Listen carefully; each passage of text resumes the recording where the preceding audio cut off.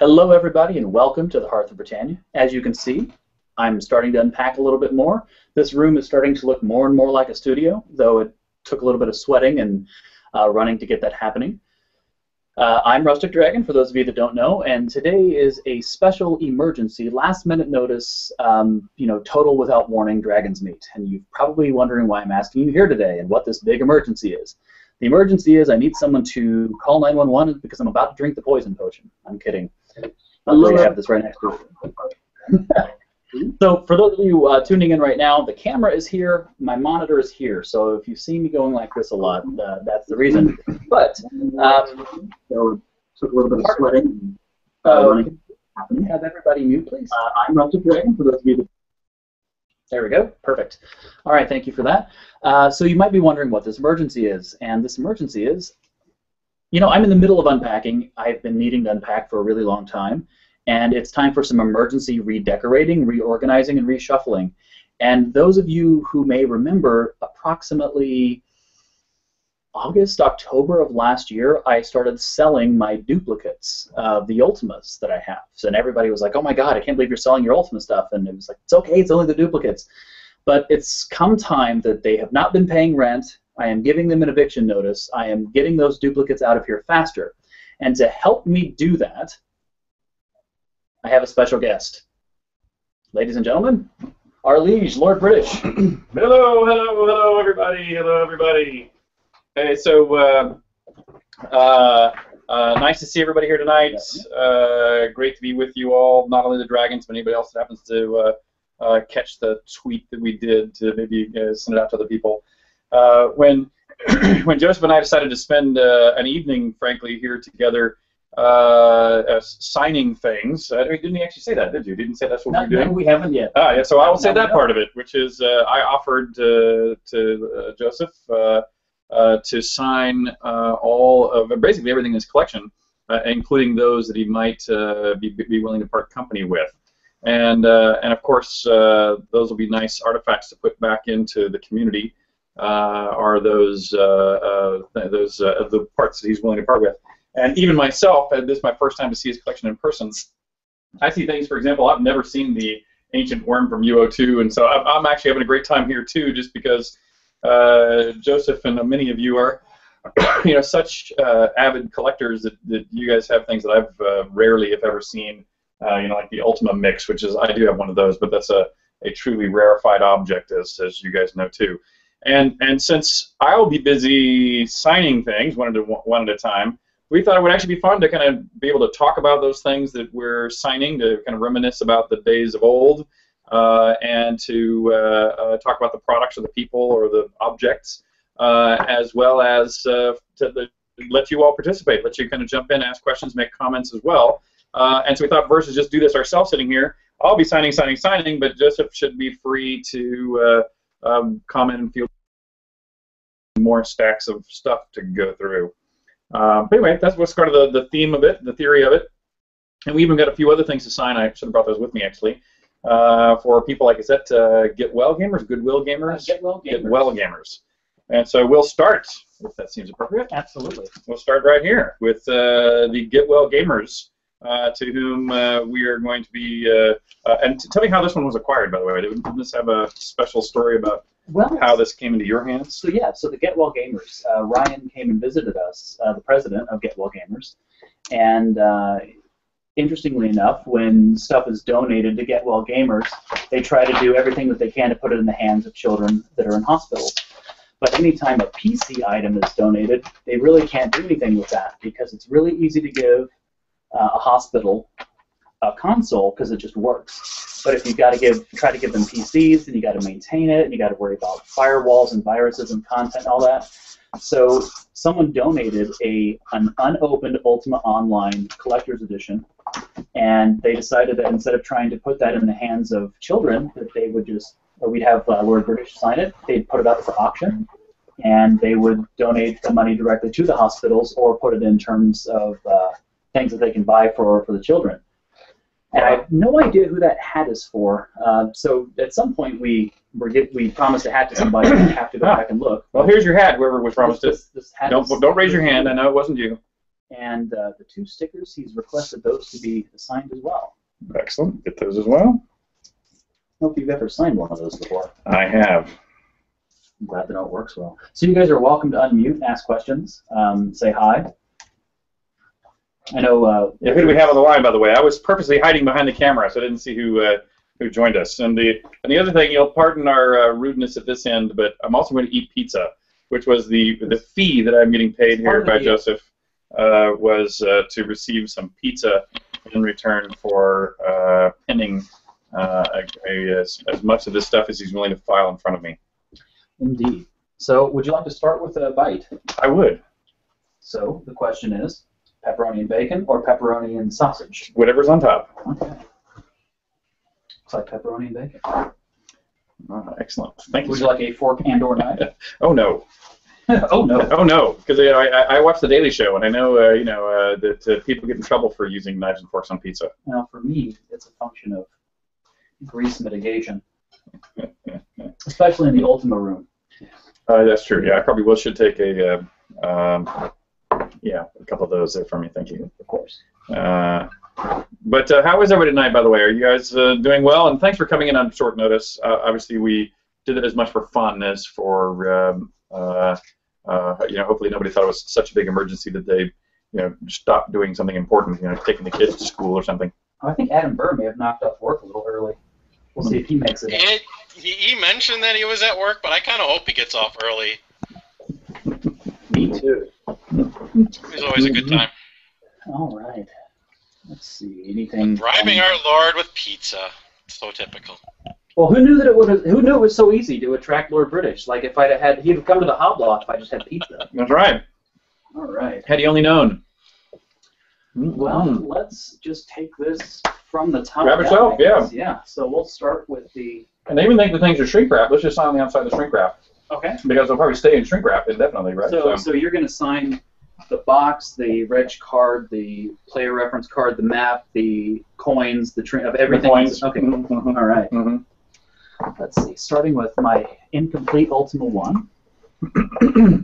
And of course, you guys know all this stuff, but of course, this would the fact that it says the 1 on it means it's and the fact it's in a box, is the republication.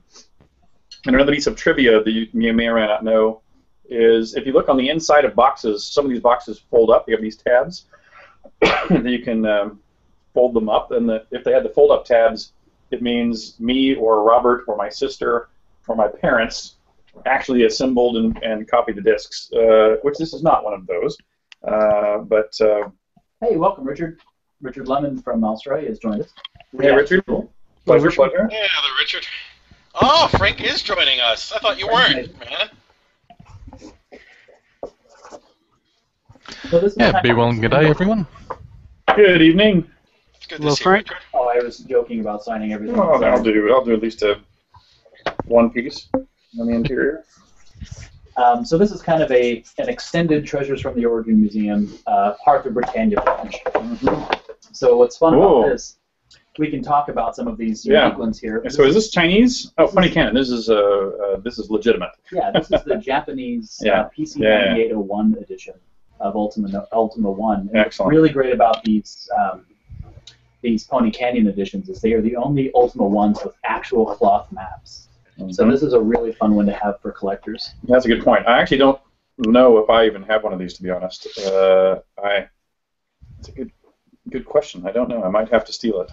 Well, when we catalog your collection, we will find out. Well, maybe we should, Richard, maybe you could give Joseph permission to scan in some of Dennis's artwork for the vectorization project I'm doing on Ultima Codex. Then we don't have we have the original artwork. Tell me about that project, because I have all of Dennis's original line art drawings. One of the things that Ultima Codex has is it has some kind of medium resolution copies of some of the box cover art. And what I want to do is take the original cover art from Dennis for every Ultima game.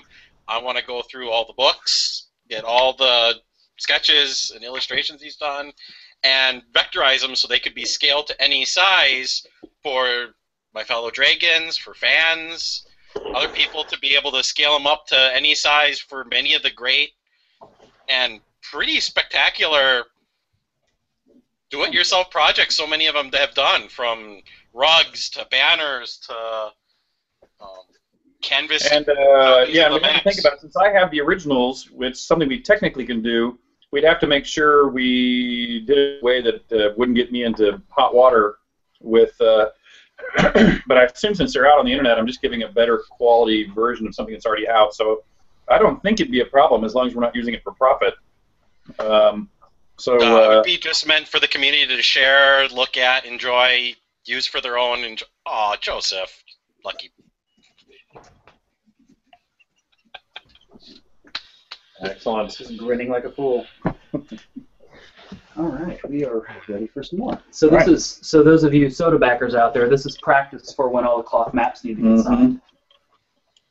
By the way, when Joseph said, "Are you really willing to do all this?" he thought he was giving me, like this horrific assignment.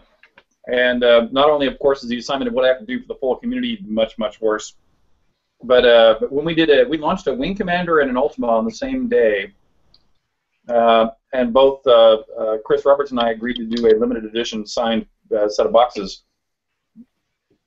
That was difficult. We actually had a conference room where one of us was on each side. We both had people feeding us things to sign that were literally being unpacked out of cases. You were literally just sign, and it took us days of just signing with support staff, feeding it through like a conveyor belt to get all those signed. It was nightmarish.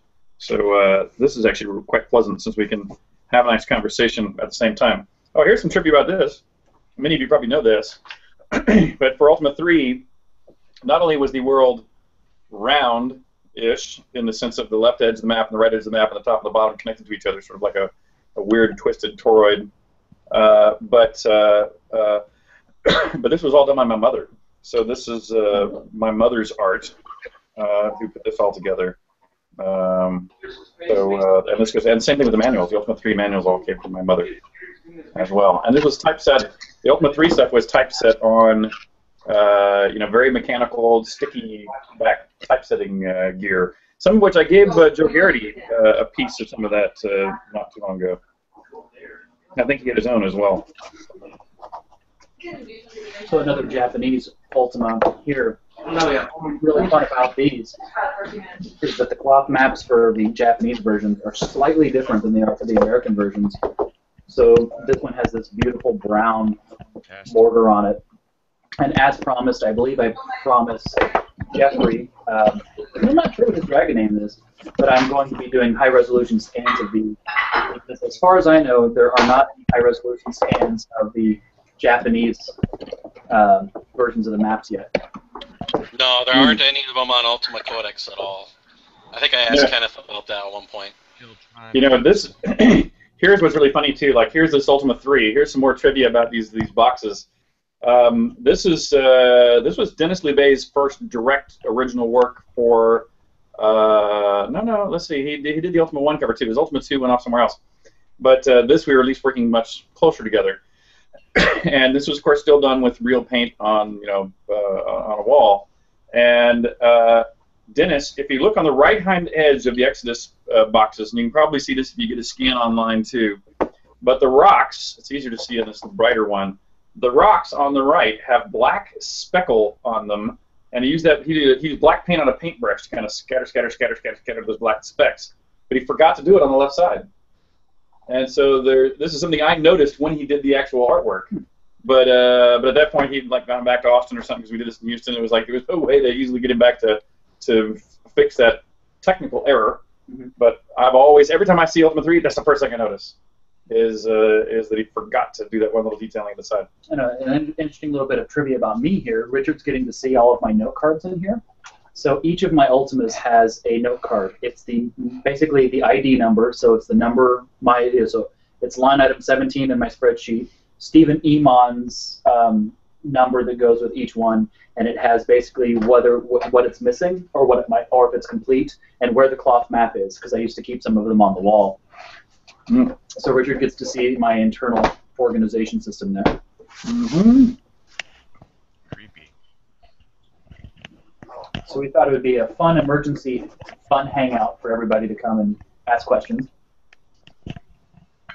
You know, it's interesting also that the legal rights to all of this is very complex because, you know, I published a Calibeth and Ultima 1 through this company, California Pacific, that basically just went out of business and disappeared. But at that time, I'd signed over rights to that company, and nobody bought the assets of that company. It literally just disappeared. And so I just assumed the rights back myself, but I don't actually know if that is a legal method or construct. I just assumed it. And so from that point forward, when I then signed with Sierra, for example, I didn't sign over the rights into Ultima or any of that stuff just because I said, look, no, I already went through this once, and I'm not willing to let you own now this thing that I have some history with since they weren't the first publisher of it. And that's what allowed me, at least up until we sold the whole company to Electronic Arts, for me to maintain control of the trademarks. Which one is this? What do we got? That's Ultimate Exodus for Famicom. Ah, the old Famicom. Yes. Have to practice your tiny signature on that one. I don't know, that'll be hard too. So I'm surprised no one has asked, can I have one of those yet? That's my big question. In my box of stuff. Because I really want to get more and more of that vectorization project done, because there's some neat things I know other Dragons have mentioned they want to do. We can help you with that, to be sure. I know Joseph's enjoyed some of the more recent stuff I've put out, and Oh, yeah. I posted another new link for him today, both on the Facebook page and here in the chat, because I tell you what, he's I like wanna me, do. he likes to collect everything.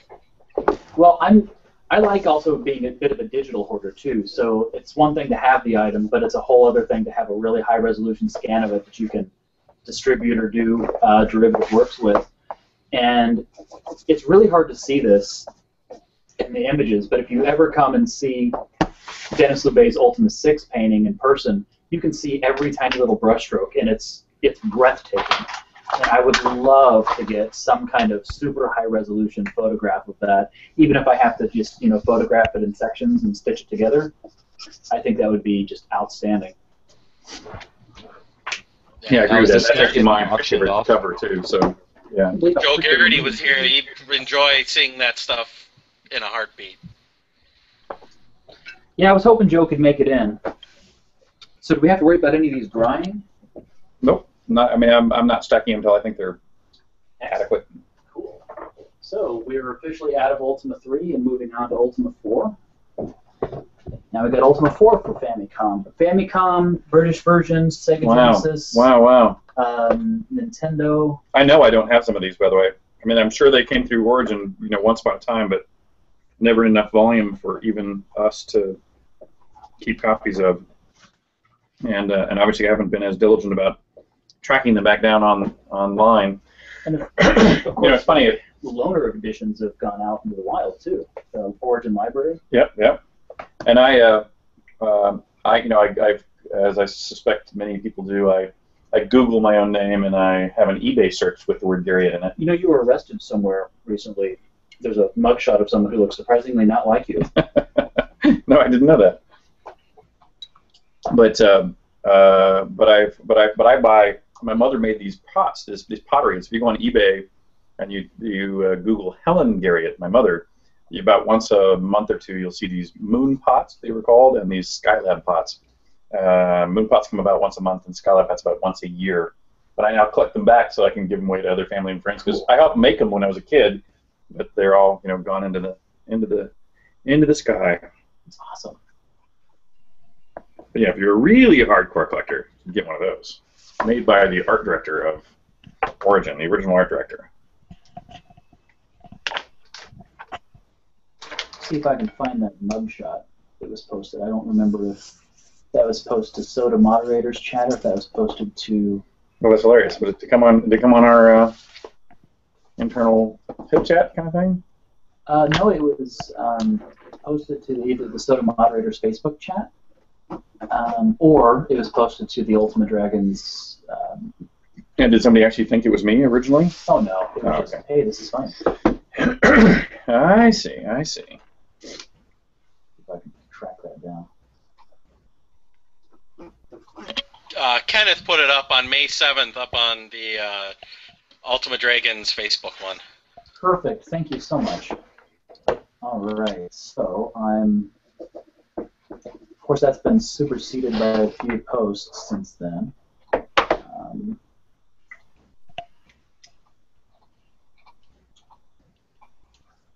Okay, here.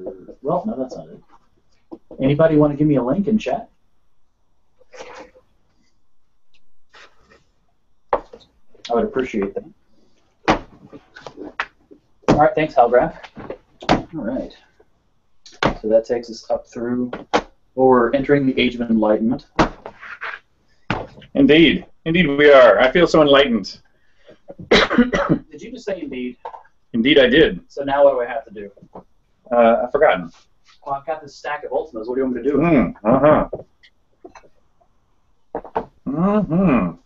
We got a whole bunch of Ultima 5s here. And for those of you that know about the Origin Officers, you've seen the 2 versions of the Ultima 5 cover. There's probably both here. You know, that's a good question. Interestingly enough, so this is Japanese, but it's got Bleeding Shamrow on it. Wow. Which I... It must have been another version then. It must have been like for something for kids, a console version or something. Do I have... You know, I don't have... Or do I? But Joe Garrity were here. But if you, yeah, for those of you familiar with, this is the Avatar and ostensibly YOLO, and in one of the Japanese versions, they made Dennis take a high-resolution copy of his original art and erase YOLO because he has a magic arrow in his chest, and they thought that blood was too much for the cover of a game made for kids. So it was removed. Here we go. So in Arkansas, apparently he's been arrested. Richard Garriott's mugshot on May 1st. So this is Oh, but it is actually somebody named Richard Garriott? Indeed. Oh, that's hilarious. And of course someone posts your impersonator Finn from Ultima 6. Oh, that's hilarious.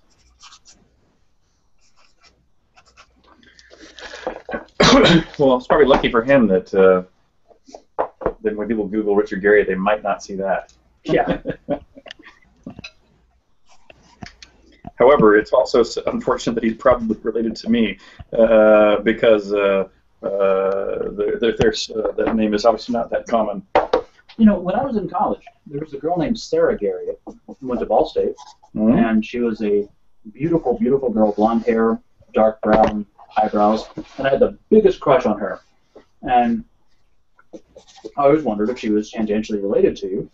And then a little bit later, actually quite a bit later, like a decade later, I responded to an ad on Craigslist. I'm sorry, a guy responded to my ad on Craigslist for selling my bike.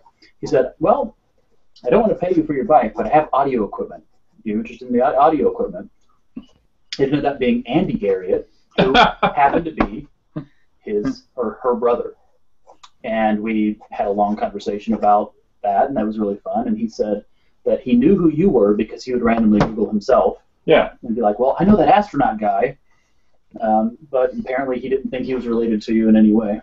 You know, there was one thing when I was in college, so just like Ultima 1 or 2 time frame, I got a package delivered to my dorm room or apartment I was in, addressed to a person with the last name Garriott, who was living in Arizona. And this was when I was in college here at UT in Austin. And how in the world that package ever ended up with me? And I ended up just sending it back through the mail to the right person. And this is before the internet, so I never could really go try to track that person down. But I just thought it was odd that somehow it got the right name, but got literally a complete other state, complete other everything. Interestingly enough, when I was at the academy, which for those of you that don't know about me, I went to a 2-year boarding high school in Muncie, Indiana. Juniors and seniors can go there and be with fellow nerds. I got a letter, another best name ever, right? I got a letter in the mail for Cletus Toshlog. And I just immediately started laughing because it's Cletus. And I called my mom, and she said, oh, that's Cletus. He runs the nudist colony in Ohio. What? I was like, this just gets better and better. So apparently, the Cletus Toshlog is famous, or should I say infamous, for running a nudist colony How hilarious. near my home county, and I was getting some of his mail because they were trying to find it for some legal reasons. You know, the nudist colony made me think of the Raelians, and at the possible but unlikely risk that I offend anybody who's watching. You know, a lot of the characters in Ultimas are patterned either after real people, you know, like YOLO and those sorts of folks, or all my real college buddies in the SCA here, or people I see on television or otherwise. And so, you know, I found like Ultima 5 was written during a time when the moral majority of the United States was really coming down hard on video games, and so I was sort of trying to make a statement about the nature of true goodness versus marketed goodness that I perceived a lot of those TV evangelists were putting forth. But also things like the Raelians, which is, you know, I met this guy that was a geneticist who I thought we were, you know, working on a project to find about the earliest life on Earth at a hydrothermal vent. And when I talked about it, he said, no, well, that would be reasonable to suspect, but I don't believe that. And I said, well, what do you believe? And he explained that he was a Raelian, and Raelians believe that humanity is a genetic experiment being run by space aliens here on the Earth, and that you know, South America and Africa were separated by nuclear explosions down the seam joint. And you know, I was shocked that this guy could have this, what seemed to me like quite a strange belief, until I went to the Raelian website. And at that point, I realized the Raelian website seemed to me to be basically a free love cult. And I went, if you've got a bunch of attractive young people all willing to hang out together and commune, you know, you can. it's a lot better sales pitch than many others. So I thought about that, and I have similarly. Probably biased or bigoted perspectives on at least some aspects of things like Scientology and others. And so that's actually where I go study. I study these more, I won't use the word fringe, even though I just did. You know, I'll describe them as more statistically less common belief systems to find, you know, ideas to pull out and pattern things like the Fellowship out of, I guess we're one Ultima too soon here. For the Fellowship. We'll get them coming in next. We're almost there. So something that I put away before popping it down on the table. This is, for those of you those collectors out there, this is what's the person who sold this? The value pack was sold. My software, etc. Yeah. This is the Ultimate Trilogy and Ultima 5 and 4, and this is one of those things that's really, really hard to find. It took me forever to find one, and I've actually got a little bit of the shrink wrap left over, and and of course, according to the person I bought it off of, which was actually Greg Cato, the Ultima 5 inside was unopened because he already had an Ultima 5. It's not sealed because he had to open the pack, but this was, so I'm going to do something here on camera that's going to make you guys cringe, because this shrink wrap is halfway off already. I would much rather the sleeve be signed than the shrink wrap. Good point. So I'm actually going to peel the shrink wrap off, and it's going to, you guys can collectively cringe. Andrew Rush is shaking his fists. So this is actually going to be kind of satisfying. Yeah, but you know, what you could do is you might be able to slide it off like a sock. Well, let's give it a shot. First of all, we'll take this out. You can slide it And if off. anybody ever really has a desperate need for it, I still have. You should tell the world that. Everybody will. I still have the original shrink wrap machine that we used in my parents' garage at the founding of Origin, and the original roll of shrink wrap. And so if we ever really had to, we could put something back together in its original state. Could I get an assist here? Would you mind grabbing both sides? Yes. See if we can get them. See where we are. Oh, perfect. Oh, look at it go. Now the question is, can we get it back in? Yes, we will, because we'll be able to do this. Ah.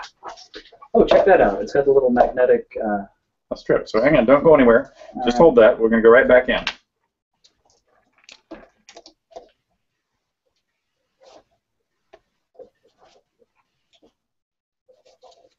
This is a delicate operation here. All right. Okay, now watch. I think we do this. Watch this. If we do this, it becomes smaller than that opening was. Let's hope. Get in there. So that's. You want to like start with one side or the other? Or? Get it in there. Get up there. Oh, I think this may work. Well, you have. Well, we put it on backwards, but it looks like it works because now the strip is in the front. Oh, yeah, sorry. Okay. Yeah. Well, it is intact. Great. Thank you. That's perfect. Of course. Just need to go anything with anything? But that actually goes in with those when they go down inside. I just heard a weird sound. Did we miss something? I don't think so, but somebody made a strange sound. Whoops. Oh, let's see. Hi, Amber and the Chaos Spoon. Hey, Amber. I want to hear more stories about this Chaos Spoon. So, would you? Okay, what would you like to hear about it? Well, who invented it? Origin of the Chaos Spoon. Yes, tell me how did it come about? What does it mean? Why is it? Okay, the Chaos Spoon, a lot of people think it comes from like the person off of YouTube, which it doesn't. It actually has been a part of me for like, 15 years, I guess? A long time. And you can equate it pretty much to Bill Engvall's "Here's Your Sign." It's mostly for those that decide that order's the way to go and you should be bopped upside the head with it. And why a spoon? Is that because like spoon-fed kind of? Because spoons hurt more. Than what? Well, it's like if you think about it, if you have a fork or something that's sharp, it's going to go in nice and easy. But if you were to stab someone in the forehead with a spoon, it's going to hurt more. So it's like a bludgeon. It's like or not Indiana Jones, Robin Hood, Prince of Thieves.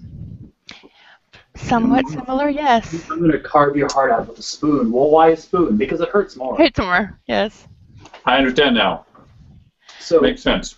And it's chaotic, so, you know. Oh, I'm sorry, I didn't mean to interrupt, Amber. If you have more Chaos Spoon stories, we can totally put this on the back burner. Oh, hell no. Go ahead with that, please. Are you sure? Of course. Because, I mean, there's plenty more stuff. Okay. So I apologize for... I'm just excited. So this is the crown jewel of my collection. This is the Greg Cato Ultima 6 that had the winning Infinity Rune inside. And what's unique about this is it's the Ultima 6 Collector's Edition, which is already signed by Dennis Lubay and Lord British. Mm-hmm. And the funny thing is that when Greg Cato got it, the signature was a little bit wonky, and he was like, oh, it's a little bit wonky. But since this is already signed, I would like it if you would be willing to sign something on the inside. A map on the inside. Absolutely. And I and can tell you a story about this too, which is kind of cool. So, what you may not know about these runes is that many of them, and especially this one, was again made by my mother. and this was literally the only one. And we did this specifically as a fun thing for us in-house as much as anything else, where we, of course, randomly put these runes in all the boxes that we made. But then when we put this one in a box, we actually had a ritual about it. You know, we actually all sat down and we all did it together as a team, and me and Dennis signed it, and, you know, we all admired this piece, and then we sent this off into the ether, assumptively never to see it again. And so this is actually the first time I've seen it right now, since we put it up and packaged it with my family and friends all around, you know, to make that that one of a kind thing go off into the ether. So I think it's cool to be back with it too. So can I get your mother to sign it? She lives here in town, so yeah. That'd be outstanding. And she could probably sign the rune, the back of the rune itself. Yeah, that's what. Yeah. That would be a great idea. I agree with that completely. So back during the Easter event we just had here at Richard's property at Castleton, Richard's mother was there, and I was very, very, very excited to say hello and thank you. I think and I apologize if I'm speaking for you guys, but I did thank her on behalf of all Ultima Dragons for being such a cool mom and for bringing us Richard. All right. Voila. Perfect. Thank you. Of course, What's that? This is the tape that went with the Ultima 6 Collector's Edition, where you talk about Ultima 6. Oh, how hilarious. I don't think we should digitize that. I don't think I have that digitally either. There's plenty of versions out there on the internet. Oh, wow. That's actually part of the GOG, the Good Old Games Yeah. version now, and you Wow. can download that from the Ultima Codex. Wow. So you can definitely hear that. It sounded, basically, Joe Garrity described it as, Richard put on some background music and talked into a tape recorder, and that was it. So that's, does that sound accurate? Mm-hmm. It sounds like what we're doing now, but back 20 years before there was an internet and cameras. Indeed. Alrighty, so this goes up here. I don't know if you guys remember the when we were doing our final 24-hour run of the Kickstarter period, and I was eating potato chips, and the whole team was in the big room, and we're down the last 2 or 3 hours, and someone on camera noticed I was wiping my hands on my pants, and called me out, when I was doing this very publicly, and of course I really truly was, and so I can't tell you how paranoid now I'm about making sure I don't rub my hands on my pants.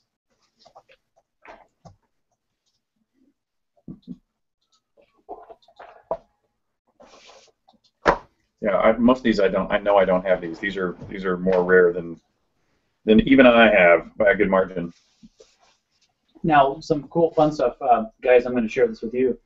I had the pleasure of going out to Richard's storage and seeing some of the unique things that I've never seen before. And of course, I took photographs, and I'm going to start putting those photographs of some of the really rare stuff up on the Shroud of the Avatar site as inspiration from the past, and let you guys see those things. Some really unique stuff, like there's an Ultima, well, I think it's Ultima 3 or 4 might be where the illustrations came from, but a Dennis Lubet illustrated mug that I'd never seen before. Joe Garrity had never seen before.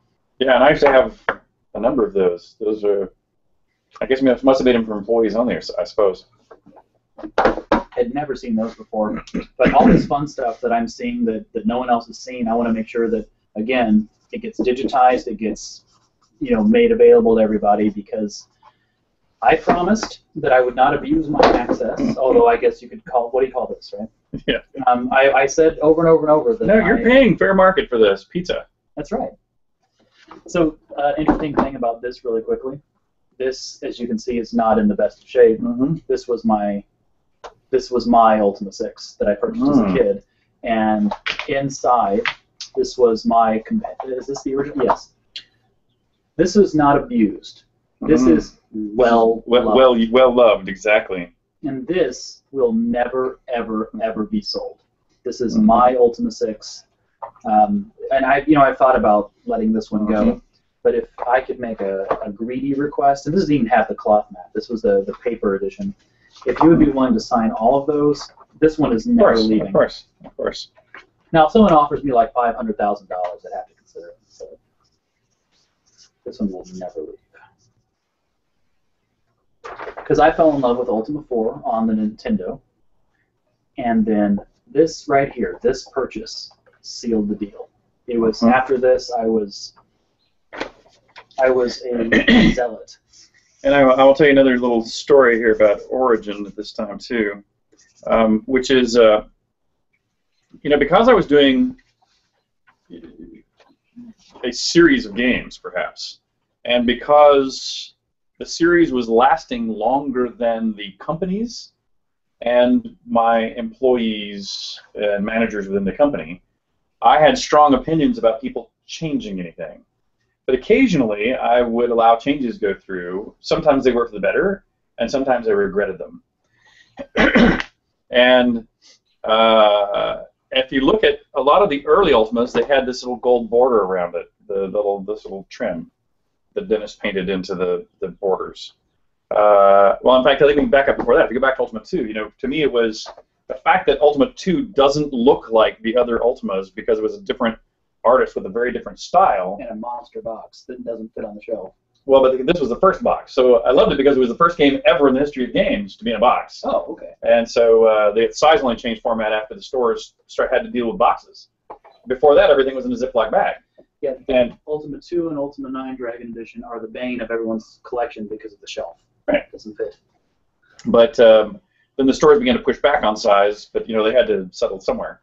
But the other thing was, I think it was Fred Schmidt who talked me into doing this silver surround on Ultima 6 as opposed to the full bleed or the little gold trim like we had before, because he wanted to make all the games in Origin's line look the same as each other. So if you look at other things that Origin published at the same year, they all had this kind of columns down the side and something underneath, and then the artwork in the middle. And it was during the same period he actually did one set of covers for all of the covers of our games had photographs on the colors. So if you look at, if you have, I think I saw it earlier, not Mobius. So everything's in alphabetical order. Times of lore, possibly? No, it'll be, wasn't Omega.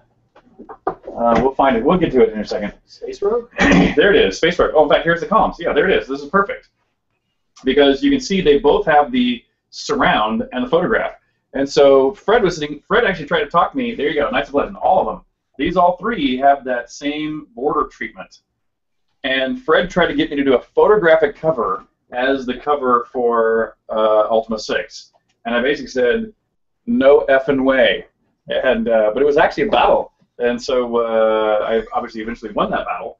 But I did give in to the columns. But I still wish I hadn't, because when I put the Ultimas all together, it's the only one that the artwork doesn't go to the edge. You would have ended up with like a Mega Man type cover. Do you remember the original cover from Mega Man for Nintendo? Mm-hmm. That is, back in the Nintendo age, lots of games had the most ridiculous, unrelated cover for the game, and Mega Man is one of the ones that's most often cited for that. And you'll just, if you don't, if this doesn't ring a bell, you're going to get a kick out of this. So this is the Mega Man cover there. We would have ended up with a Mega Man style Ultima 6 cover had that happened. All right. Thank you. All right, we're going to grab these and move on here. So now we are wrapping up Ultima 6 and moving into the Wing Commander Ultima 6 combos. And of course we'll have to get Chris out here to sign the combos too one day. Well, I didn't have to clean too much for you. Maybe I won't have to clean too much for him, right? Exactly. Okay. Got a whole pile of maps for you here. These are the loose maps that we're just kind of floating. I'll drive through those real quick. And I'm getting Facebook. Crap.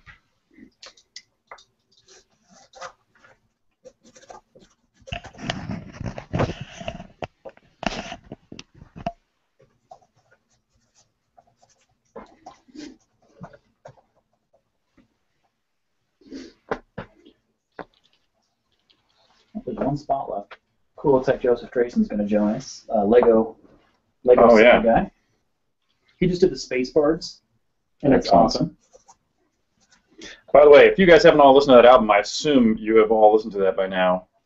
I've got it on heavy rotation at Britannia Manor, and not only do I, of course, think it's phenomenal, but so does my wife, who just, as soon as I was playing it quite loud. So her first comment was, "Turn that down!"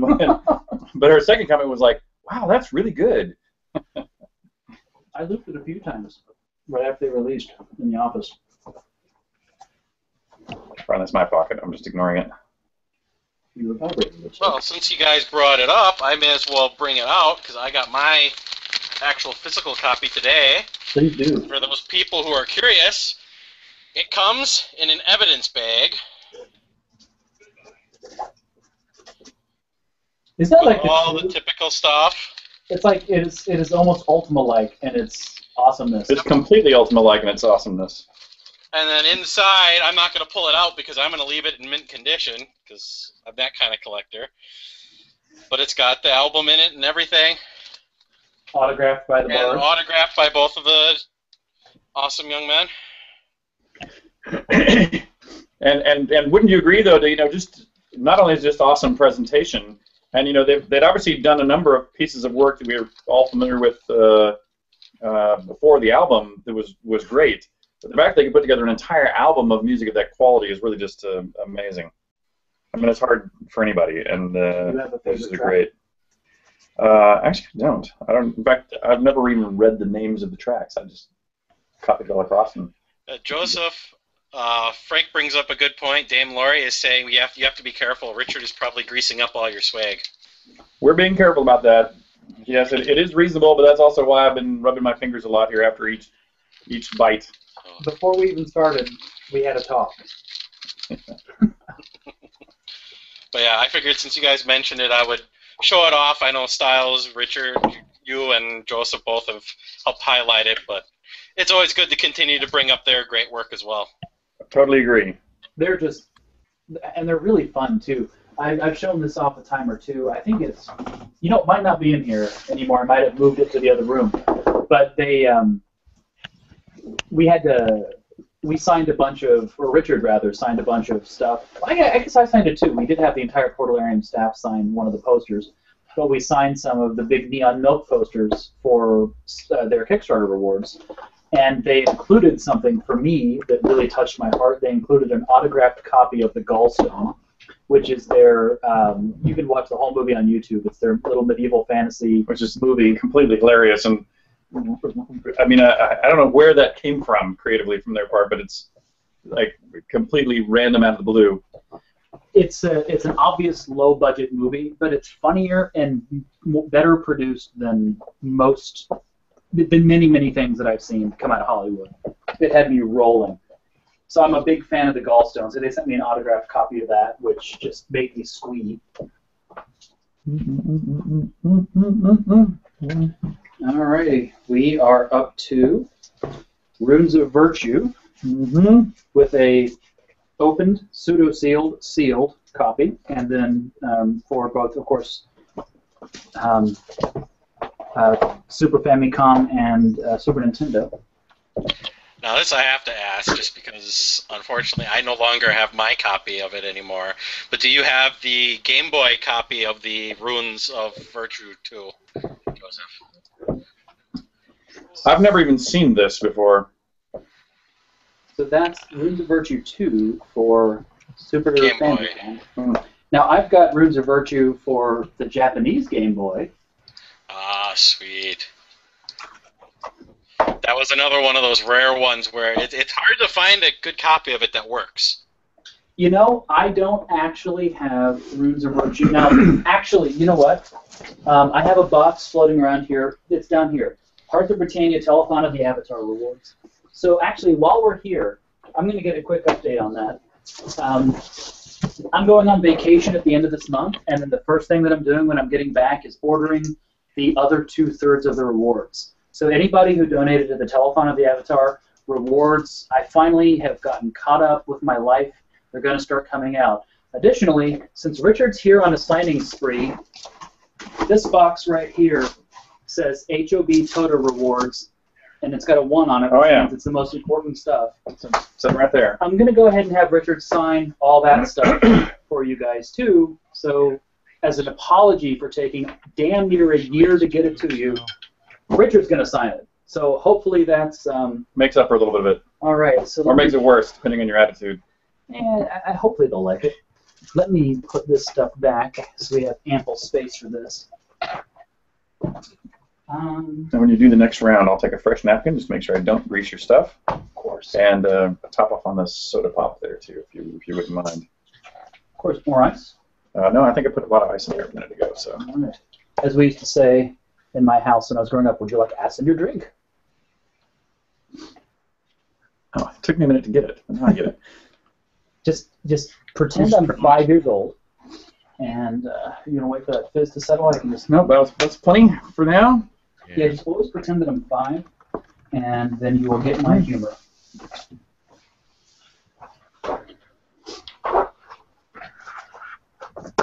Of course, you remember possibly one of the first things that I said to you in New York when I first met you. So here I am in New York, the first time I've ever met you. I think the first thing I said to you is, you're taller than I expected. Yeah, so I think that was it, yeah. But then I asked, I said, so if I could ask you one question, this has been bothering me my whole life, do you do your own laundry? That was my question. That was your question. And of course, your answer, I believe, was sometimes. Yeah. I think it said sometimes, but not that often. Okay, so oh gosh, we got all kinds of fun stuff in here. Oh, I actually shouldn't say that anymore. Right now, I do my laundry 1 week out of 4. 1 week out of 4. Mm-hmm. Okay, so we got all kinds of fun stuff in here, guys. Oh gosh, yeah, we got all kinds of fun stuff. I don't worry, I have an Excel spreadsheet with everything that goes to everybody. It's just I've since forgotten what all is in here. All kinds of fun stuff. A sealed Ultima 5. I think that goes to Earth Dragon. That don't lawyer me, bro. Well, if he doesn't want it, you can just send that to me. Okay, that's good to know. That was Earth Dragons after the whole Baron incident.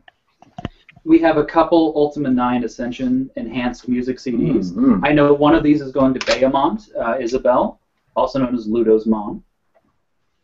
By the way, the community has decided that Ludo is betrothed to Kinga. Alrighty, all right. So, like we've already decided that as a community. Excellent. Okay, I'll be sure to let her know when she's old enough to understand. I think if you told her right now, she would just say, okay. She just that's exactly what she said. Okay. Now, Richard, this is actually really fun. Do you know what these are? Yeah, I wish Joe Garrity was here for this. I don't think so. No. This now. What? Joe Garrity brought a whole handful of those back from where he picked those up. I think it might have been at a E3 or something. Mints? Ultima Ascension M&Ms. Wow. No, I had no idea. I wouldn't recommend eating them. Yeah, I'm here, but there's a good place to sign right along the bottom. So not only is this like probably one of the most rare Ultima collectibles, it is now even more rare. Oh, so Isabel just responded via Facebook, and she said, Ludo and Kinga forever. Ludo is the cutest baby I have ever seen that is a boy, whereas Kinga is the cutest baby I've ever seen that is a girl. Let's see, what else do we got?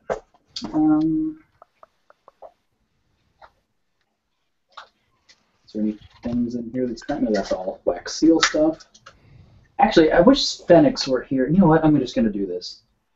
Sign the handle? Yeah, I'm just gonna make an executive decision. Because you've seen this before. Oh yeah. So he let me borrow it for Hearth of Britannia rewards, and hopefully that will stay. I'm just gonna make an executive decision. I think we can do it. I think we can make it work. He won't mind getting his Lucrece signed.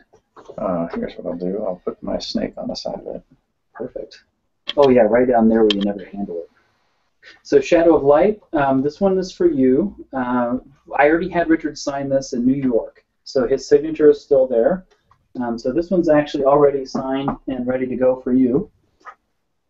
We've got, oh yeah, definitely got to get those signed. So we've got a lot of Tracy Hickman items in here. Tracy Hickman's Wayne of Gotham and his some Dragonlance books, and all of these Tracy has already signed. Voila. Thank you. Oh, that's perfect. All right, Seth. This is my apology for keeping this for an extra year, but hopefully this makes up for it. He's going to giggle when he sees that, Joseph, I can guarantee it. I hope so. Two of the most fun books. Did you guys already know about this? These chocolates? Or M&Ms? I'd really never seen them. Hearth of Britannia folks do, because Treasures from the Origin Museum, when Joe talks about all kinds of fun stuff. Here you go. Oh, yes. Do you have any fun stories about these? Well, it's funny, Lynn Abbey was sort of the first writer, the real writer, who I got to know. And so it was good fun to, kind of take my first foray into writing. We used to run to each other. I think, in fact, where we met was the first Dragon Con that I was at. And so I just thought it was great that somebody, who I respected and was an established popular author would take on my still quite young Ultima property, and so that was fun. It was pleasing. I rather enjoy those books. Boy, look how yellow the paper is getting. Yeah. What's happening? What's happening? We are aging. You'd say it isn't so. So those books, I remember when I first discovered them, I ordered them off eBay, got them, and promptly, literally, read them cover to cover, each one. I just picked it up and did not put it down. I skipped class, actually, when I was in college. Just read them both straight through. And then when they were done, I was sad. So that one's actually already done. Yep. Okay. Let's see if we have anything in here. Actually, this is stuff. This is my stuff. Rustic Dragon, Castleton coins. And, yes, I remember giving those to you. So here, I'll sign the bag. Yeah. Dirt from Britannia Manor. Excellent. That we got to give to Joe Garrity. Uh-huh. Give Joe the old bag of dirt. Oh, Joseph, we have a surprise. Look who joined. What's the... Oh, Isabel made it. Hey, Isabel, do you have Kinga's betrothed with you? Oh, no, he's in bed. I think I've met him before when we... you've had him with you before when we were hanging out. Yeah, I've been there a couple of times. Yeah. Not as often as I wish, though. Well, you know, when I'm up in New York, you know, I'm on the first thing I do in the morning is I log on with my telepresent robot, and I basically leave it running all day. And so when Kinga comes into my office, that's the first thing she wants to do is get in my lap and run the robot. Although what's interesting is, you know, a lot of my day is not spent in the game. It's frankly spent on email and Google Documents and other things. And so there was always robot. She likes to say hi to everybody in Austin, which is cool for, you know, everybody, at least Kinga. And but then she saw me playing the game, and some of you may remember we did a big group swimming thing in one of the last, I think it was a month ago's playtest session. We all swam in the moat outside in Owl's Head, and Kinga happened to be with me at that time. And she just thought that was the most hilariously fun, good time that you could possibly imagine. And now whenever she comes in my office, she wants me to go swimming in the game. So even if the game's not running, she'll maybe do the robot, say hi to everybody, and then swimming. We have to go swimming. So at least I have the vote of one player for swimming. So this little box here is actually not telethon rewards, but rather my personal trinkets. And so this is interesting. Let's see if you, let's test your virtue on this one. I am a ham radio operator. I am KC9RQC, although we have never technically made QSO, but I have a QSO card. Does this count? That counts. All right. We can put this to Absolutely. KC9RQC then. Uh-huh. All right. This is, and the world witnessed my QSO. KC9. RQC. Really quick call. That's what we say.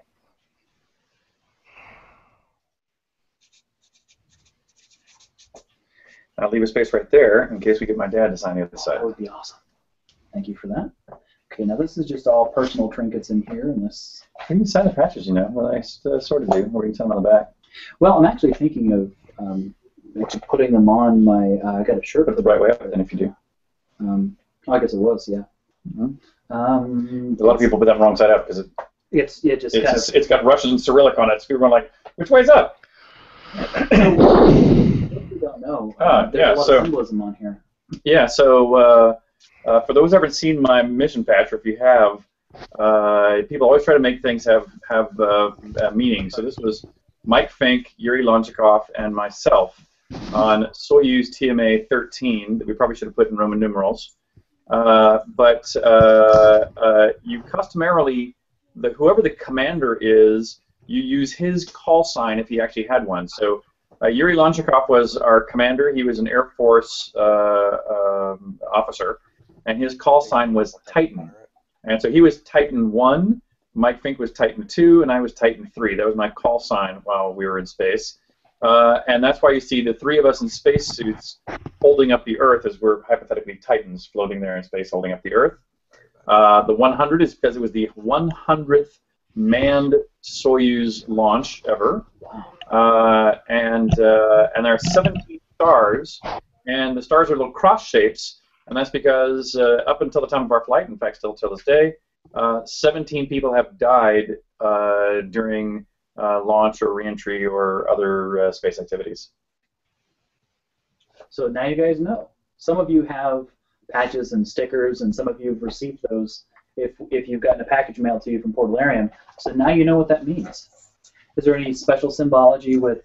There is. So I'll tell you there's not quite as much on the other one, but The other was a little simpler. It says Generation 2 because, as you might know, I'm the first, second generation American to fly in space, and I flew with the first and second generation Russian. It says ISS, has the Earth and the space station. And this Leonardo da Vinci drawing of man with the Earth behind it was actually taken from my father's Skylab 2 mission patch, where they also used the same Leonardo da Vinci drawing of man over the Earth and Sun in his case, since he did a lot of solar research on his flight. And then I put 6 flags down here. Half of them are Russian flags, half of them are American flags, and that really just was for the 6 crew members that were up there at the same time, including myself. So 3 Americans and 3 Russians while I was on board the space station. And and there's a little tabula rasa call out in there too. There's a little triskelion, that little dot that's between the Richard Garriott and Generation 2 is a tabula rasa triskelion for body, mind, and spirit. You also see a lot in Japanese symbology. Mm-hmm. So we got a lot of fun stuff here. This is all stuff that was donated by Joe Gary at the Origin Museum for prizes for the Hearth of Britannia telethon, which of course benefited you in a direct and indirect fashion. This is an unfolded, a never assembled Ultima Online Black Thorn Revenges box that went to. I have no idea who this went to, but it's written down. So this will be fun because this will make it even more unique than it is. Of course, we should try to get Star to sign that too. I agree. And you know where to find him. Just that way. Yeah, I'll just go bug him. About 200 yards. Okay, now this is going to be fun. This is going to be really fun. Before we get into here, this is really, really fun. Joe Garrity, I say Joe Garrity all the time, but I mean Joe Garrity is... Joe Garrity to go Joe Garrity, Joe Garrity. He is my brother from another mother. He just was so happy and willing to donate all kinds of really awesome stuff for the telethon. So what he did is one of the things that he did is donated a couple folders of just all kinds of fun stuff that he'd assembled from his catalog. I don't think we should sign everything in here because some of the stuff may be better without. That's what it is. But these are old school Origin folders that I'm sure you recognize. But inside is all kinds of stuff like proofs of ad proofs. Oh yeah. All kinds of slides and stuff. This was back, before we still had to do so much of this on print, or acetate like this. Before it was ever printed. Now everything stays digital now. Silver Seed. All kinds of fun stuff. That's it. We need to find that piece of art.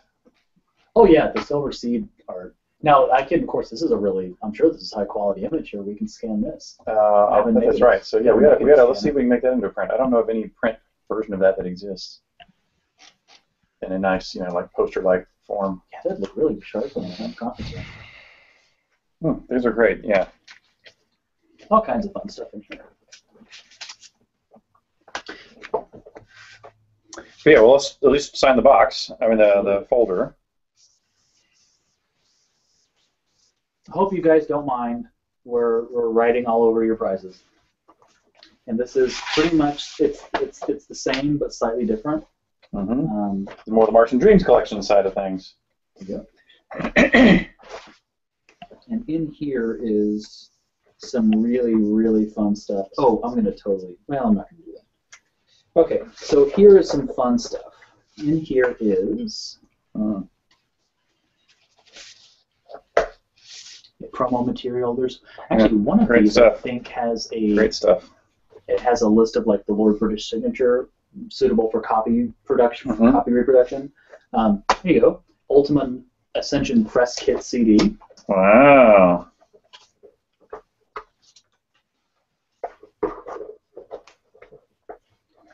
People have found some really obscure pieces. So this, Galara, if you're out there watching, I never told you about this, but Alex and I picked this up at Gen Con last year, or 2 years ago.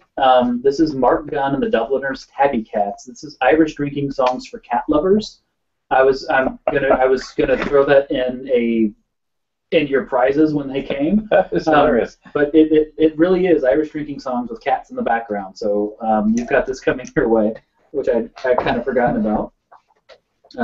Here's something fun. Richard, see if you recognize this guy here.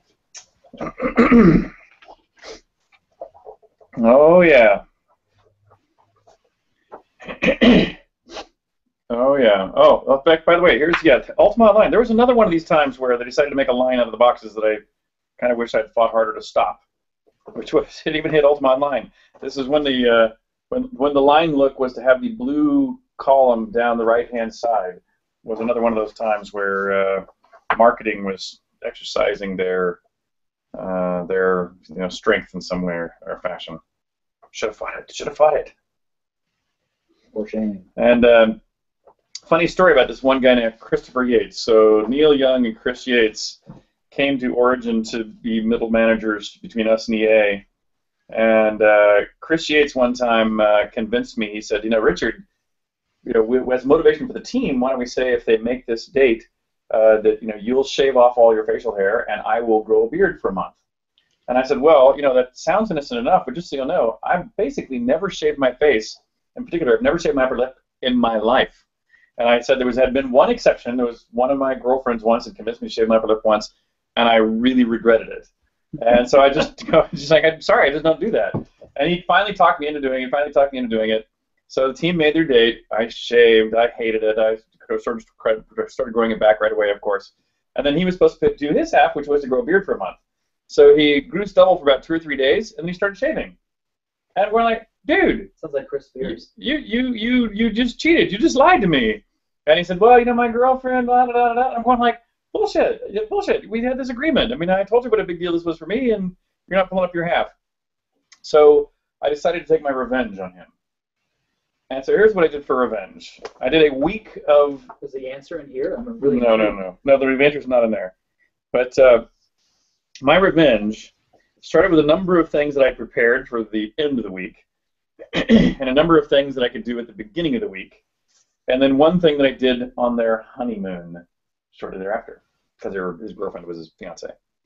And it started with he came into the office one morning, and there were Dixie cups full of water and colored dye of some kind from the elevator all the way to his office, and every surface in his office was covered with Dixie cups full of water. So you can't just go pick them up. You have to pick them up one at a time and take them to the bathroom and dump them out and throw them away. So it was just kind of a little bit of a hassle.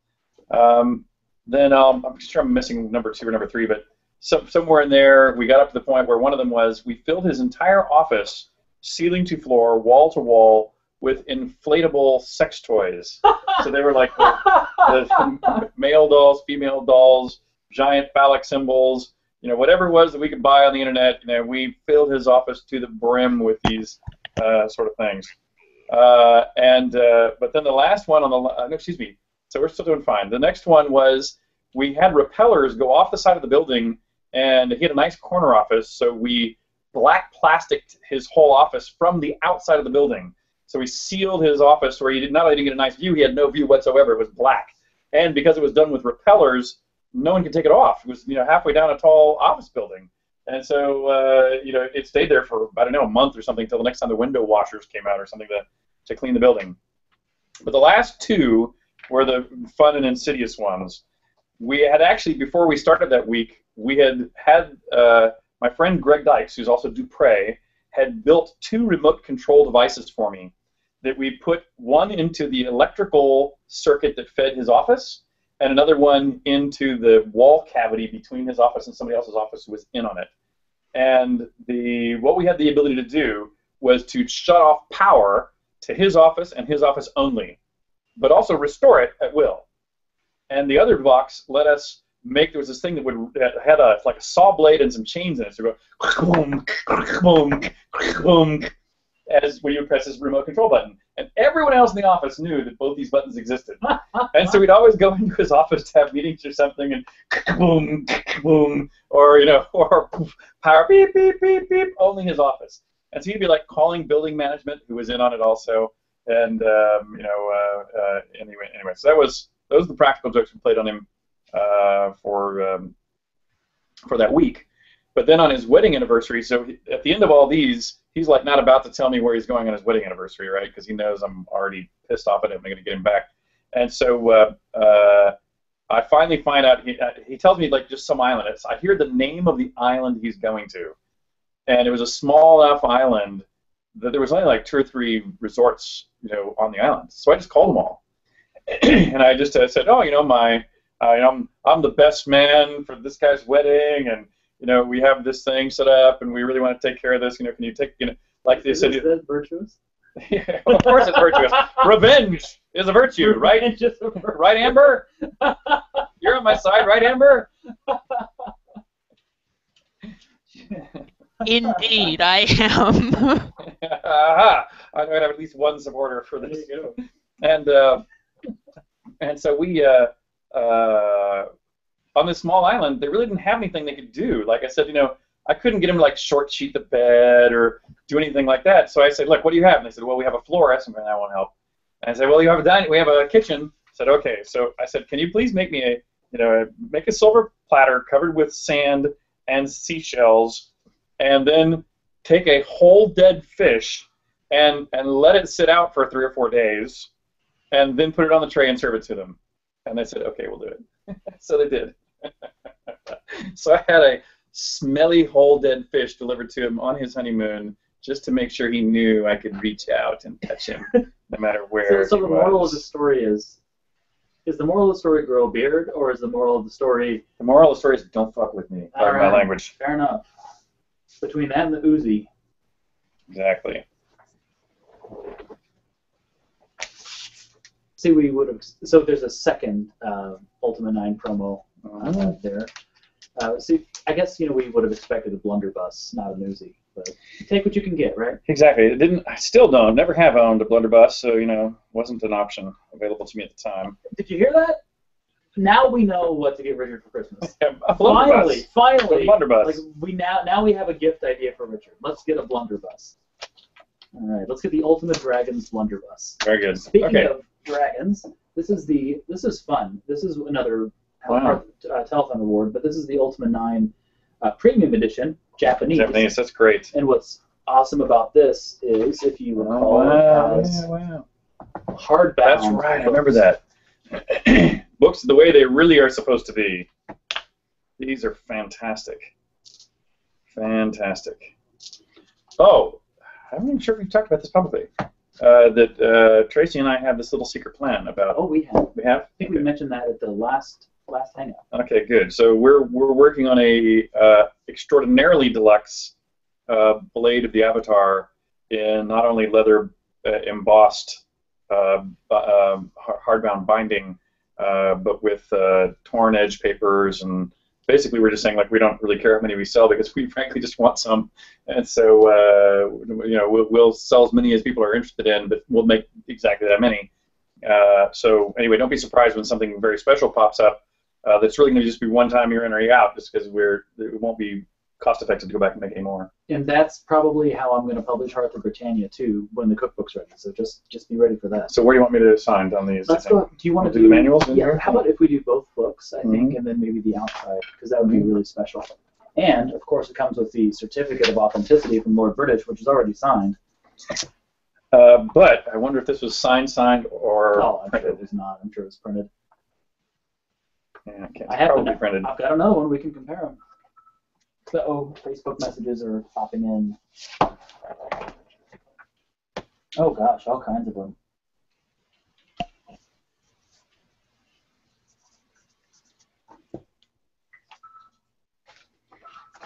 Well, I know Isabella had a question for Richard if she wants to jump in. Sure, go ahead. Sure. I didn't want to bother. Please. Come on, girl. Well, No bother.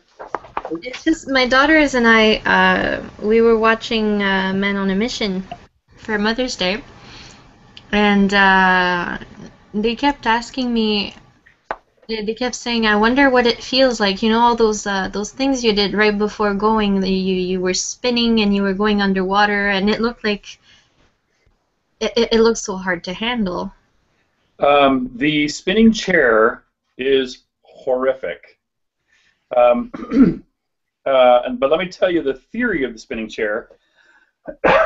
If you put yourself in a chair like the one I'm sitting in now, and tuck your legs up on the chair, an office chair, and you spin in it, you can probably do that for a couple minutes. But if you do it for 15 minutes, most people will get sick.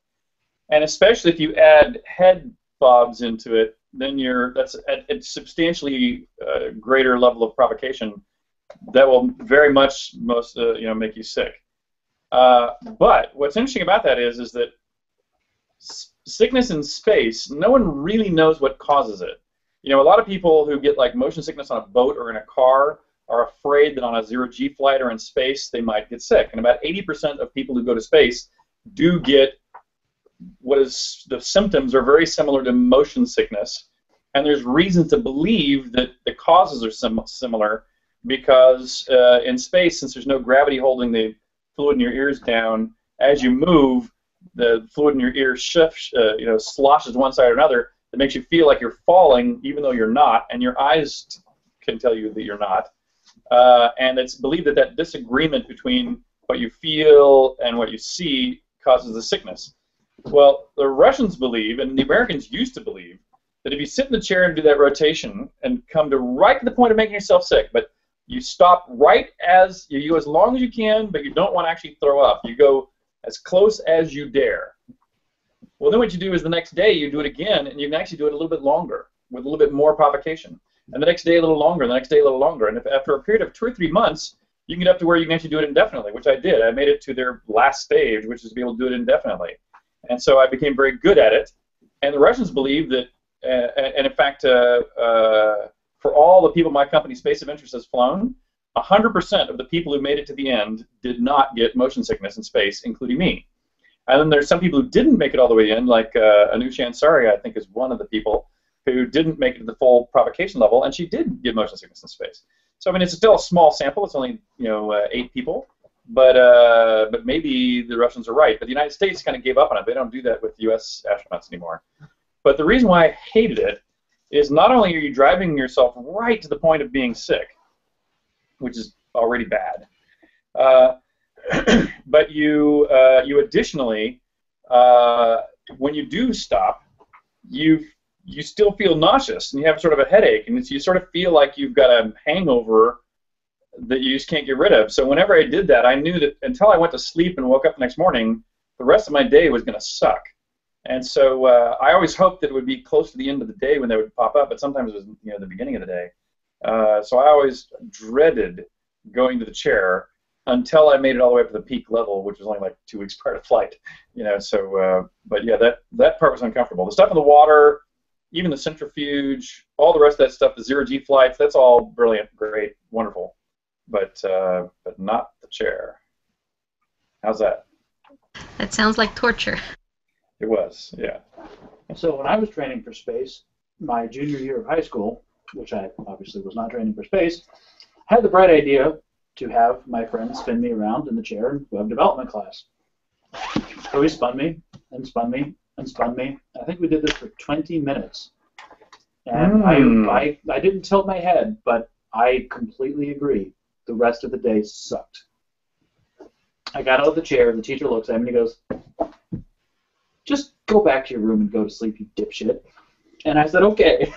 So I completely agree. That is not fun. Yes, an experiment we can all try at home. And I didn't even get to go to space. Imagine doing it every day. Oh. As long as you could. A little longer every day. Adding in additional provocations each time. Say that again, Isabel? The chair, was that really every day? Every day. For the last 3 months of my training, I did it every day. Holy. So, Andrew, this is a sealed copy of Ultima Runes of Virtue for Game Boy. This was donated by Joe Garrity, so I can only assume this one works. So, unfortunately, this one's not mine.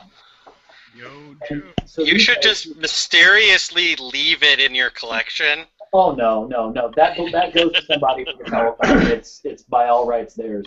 These are good for them. big, fancy bookmarks that are companions to the Ultimate Collector's Guides. Compliments of Stephen Iman, whom I believe you met at the, I think the auction where I think the guide was first seeing the light of day.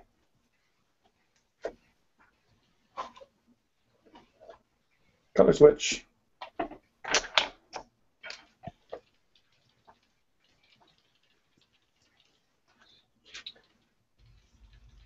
It's not just the games. I have a lot of random stuff.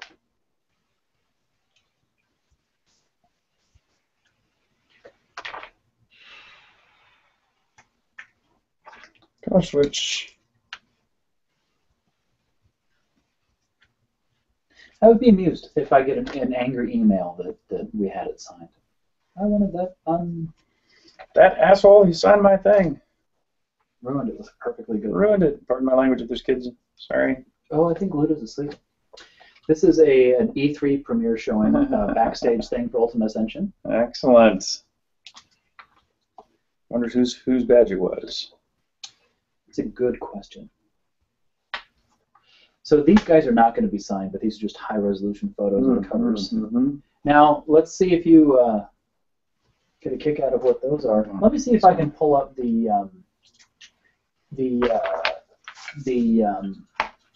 document and see who these belong to really quickly. Maybe we could personalize those. But we'll see if you recognize those when you open them up.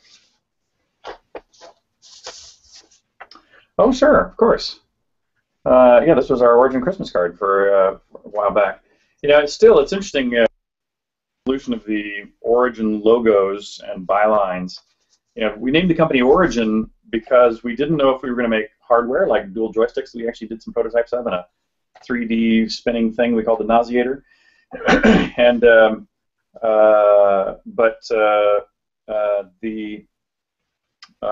we also thought we might do business software. Who knows? So Origin Systems just seemed like a fountain of, you know, the start, the beginning, something like that, but not explicitly games.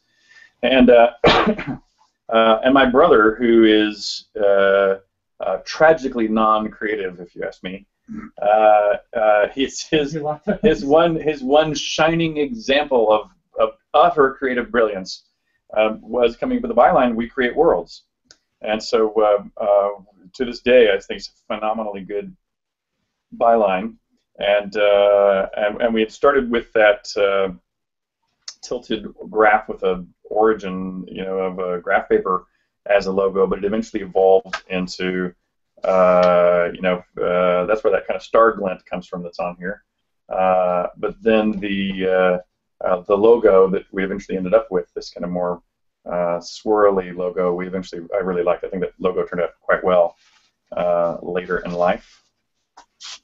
Yeah, so you think I just sign the envelopes, or want me to sign on the interiors? What do you think? No, I think, I don't know. I think I sign the envelope just because that way they can, if they actually use this to say something to somebody, I won't have adulterated that.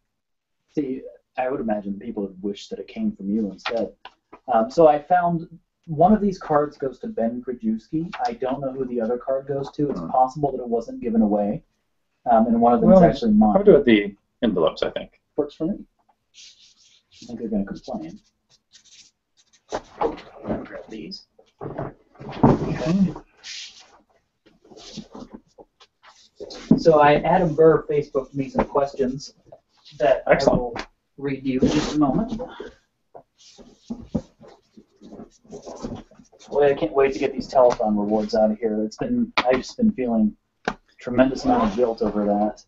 Okay, so Adam Burr's watching via YouTube. He's the guy who does Dark Unknown. Yep. Adam, where the heck did the names for the locations come from for Ultimate One?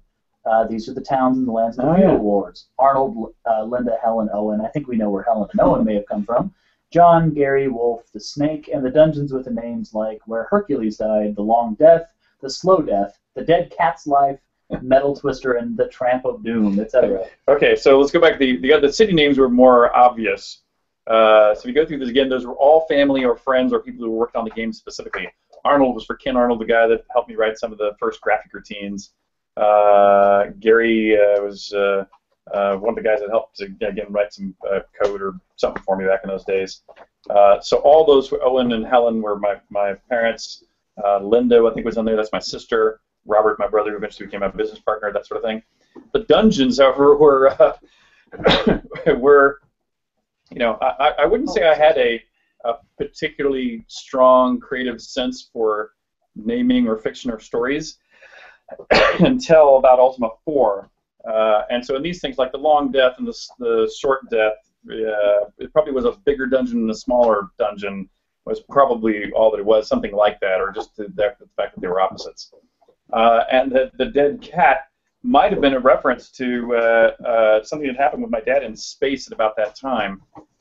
My dad did a number of education videos about space, and one of them was about keeping your attitude and orientation in space. And he, as a demonstration, they would do things like drop a cat upside down. They could turn over and land on its feet. And the cat that was used, that they ran this high-speed camera to show cats reorienting themselves as they fell through space. The cat they used was my sister's cat named Callie, a calico cat named Callie. And this family pet, shortly after being tortured repeatedly at NASA, being dropped upside down and to land on his feet on this high-speed camera, left and never returned. So this death or disappearance of the family cat after being tortured at NASA sort of was a family sadness and or joke during this period of time. So that's probably where that one came from. Got a stack for me? I'm finding where we left off. Okay, we are. You guys all have your yellow bows? Actually, it's a very fine one, by the way. That's on the list of things I'd love to have signed. So the reason that I got that's, I believe, the Western German bow of Yolo's design, is because it looked to me the most like the ones from Ultima 7. Mm-hmm. Yeah, I think it's a beautiful bow. 70 pounds, meant for battle games, meant for shooting people in the SCA. So those of you interested in coming to the Hobloth 2, I may shoot you with this from the fort. Absolutely, as you should. Are you familiar with in Ultima 6 that you can clone Lord British and piss one of them off, and then they would fight each other infinitely? No, I did not know that. Yeah, so to this day I did not know that. So Shadow of Light Dragon just suggested that I clone you and see what I could do. Mm-hmm. All right, so we're moving on to our first world of Ultima. So that's actually, maybe I could quiz you. Which came first, Savage Empire or Martian Dreams? Savage Empire first, Martian Dreams second. Exactly. So here, this is one of those really hard to find ones. This is the Super Famicom. I've never seen that. I've never seen it. So you want to know something really awesome? Mm. I have a package en route from Japan right now with a second copy. Wow. And I would be happy to pass that into your collection. All right, any other fun questions here? Okay, Adam's writing here. Anybody writing stuff in? Anybody? If you guys have put stuff in chat, I haven't been following chat, so if you've got a question, just say it. You got to say it. Oh, Richard, you're going to love this. As you're familiar with people censoring your work, it was not uncommon for angry mothers to censor out the cover of Savage Empire. So I bought this on eBay because specifically for this cover. Wow, that's amazing. Someone drew a black dress. Here, let's put this up for comparison. Yeah. To cover the scantily clad lady. Wow. It's interesting that ink looks really well integrated. I mean, it doesn't really look like it's on the surface, but I guess it is. But yeah, it looks quite authentic. Adam just suggested bringing his crossbow to the Hobloth 2 so we can duel. I'm all for it.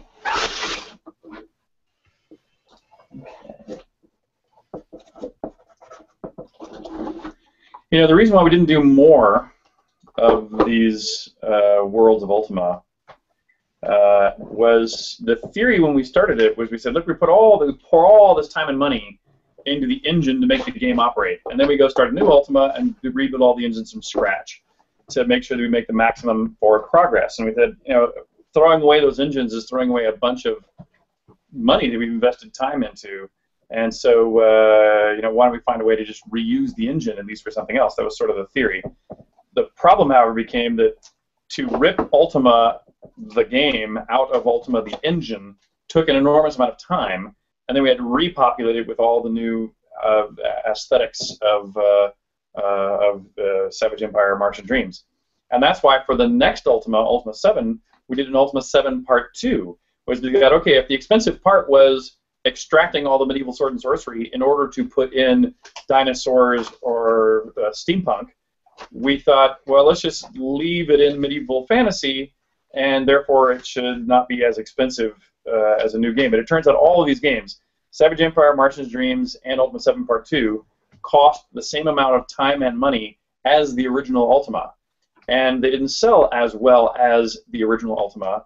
And so if you have two things to invest in, the next original Ultima or a spinoff, the original obviously makes more sense to invest in. So that's why we only did a couple. Moving on to Martian Dreams, which I don't have nearly as many Martian Dreams as I have Savage Empires. Another closing in on the border here. So notice this pristine condition Martian Dreams here. And that is another artifact of Greg Cato. Greg Cato was an amazingly anal. Check this out. Greg Cato, 13 years old when he won the immortality contest, had the foresight not to break the sticker on the side of the box. So everything in Greg Cato's collection that I acquired is just mint. And I mean, the sticker is there. That amazes me. And speaking of Greg Cato, he also kept all the correspondence between himself and Origin for the immortality contest. Wow. So they included here the nice letter from. Oh, sure. So this one's already signed. This is the letter from Lord British saying, congratulations. And that is my actual signature. Yeah. So this is the complimentary copy of Ultima 7, letting him know where the where he can be found in the game. This was one of the very, very few, if not the only, Origin newsletter that was put out. It was sent to his mother. Wow, that's amazing. That's really amazing. And then, of course, the original correspondence. Again. What are you going to do with this? Where is this going? Is this your personal stuff? Yeah. Because this one has your signature on it already. Yeah, those are real signatures, so yeah, we don't need to sign them. But the newsletters are hard to come by. Now, this one doesn't have a spot for you to sign, and I apologize. But this is the certificate of authenticity that I put together from the eBay auction, the amount paid for the acquisition of Greg Cato's thing. And I would be honored if you could kind of, what's the word, notarize, I guess? Yeah. The certificate of authenticity.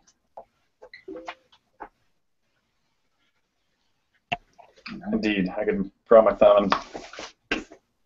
We should have just done that. Just got a whole bunch of ink pad. There you go. We can do that for the cloth. That's how we do. I got Stephen Hawking did sign a few things. That's how he signs. It's thumbprint. That makes sense. I hear he is a nice person. He is an extremely nice, glib guy. I mean, he really is. In spite of speaking very slowly and in a very batch way, he is an excellent conversationalist. As long as you're prepared for a 30-minute delay in responses. All right. Moving on from Worlds of Ultima to Ultima Underworld. And here comes a slew of these. And the reason that I have so many of these, when I first started collecting Ultima, I knew that Ultima Underworld had runes. Little tiny bags of runes that came with it. But I couldn't find one that had a bag of runes. Every one I found on eBay didn't have the runes with it. And when I finally found one that had a bag of runes, it was like $200. So I bought it. And then the next day I found one for $130. And the next week I found one for $70. And I thought, oh, this is gold. And then now you have a lot. And now I've got a whole bunch of them that may or may not have runes. Most of them do now at this point. Oh, here's an extra Martian Dreams. It just kind of got back. Snark. And it turns out Ultima Underworlds with the runes were actually quite a bit more common than I thought. They were just hiding at the time. So my entire Ultima collection here is in published state, published order. Need a refill on pizza or anything? Nobody will. If you wouldn't mind, I'll let you top off the soda. You bet. It's too bad we didn't get some Ultima Dragons here. Have a big signing party. We'll have more. When it comes time for those cloth maps. When it comes time for those cloth maps, I'm in trouble. You know, we talked about making a time-lapse video of that, but hell, why don't we just make it a hangout? Yes, I agree. Is Star signing anything? Oh, I'm sure he will. No, we should. Well, I don't think he's signed up to do so, but we definitely should do it. We should make Darkstar suffer like the kind of guy he is. Right, Amber? Should not make Darkstar suffer, but should indeed have him sign things. I'm sure people would pay for that. I'm going to go check my bank now. All right. I'd have him sign Lord Blackthorn action figure, just because. Excellent. Here's 2 unique Ultima Underworlds that are fun. The Pocket PC version, which you can pick up for 99 cents on eBay, and many people's personal favorite, the Ultima Underworld Japanese version with Mr. Drayson. Are you still with us? Because I know you're really jealous. Oh yeah, I remember those. I'm here. That is the apple of my eye. Can I ask a newbie question? Of course. Always ask. I am not a collector, so I wouldn't know, why do people freak out so much about Japan stuff? I think it's because Japan is the other big PC gaming country before Europe caught on. At least during this era, it was the United States and Japan. And for Ultima, actually, there was often we often got more sales in Japan than we did in the United States. Ultima Online, actually, we used to be a contest as to which country had more subscribers. And I remember a guy named Junji Shoda, who ran Ultima Online in Japan, was understandably very proud the day that Japan exceeded the United States in total subscribers. And so, so Japan's always been a pretty big part of Ultima, in particular PC games, really back in the day as well. And that trinket would never be allowed to be sold in an American product, I don't think. So the reason that I collect Japanese, Isabel, is, first of all, I collect every country's Ultima, but I speak a little Japanese, so I'm a little partial to that, and a lot of stuff was released at the same time on Famicom. This here is Ultima 7 Die Schwarze Pforte. This is the German version of Ultima 7. And it's really funny. They couldn't handle having a black cover, so they had to put more colors and screenshots on the front of it.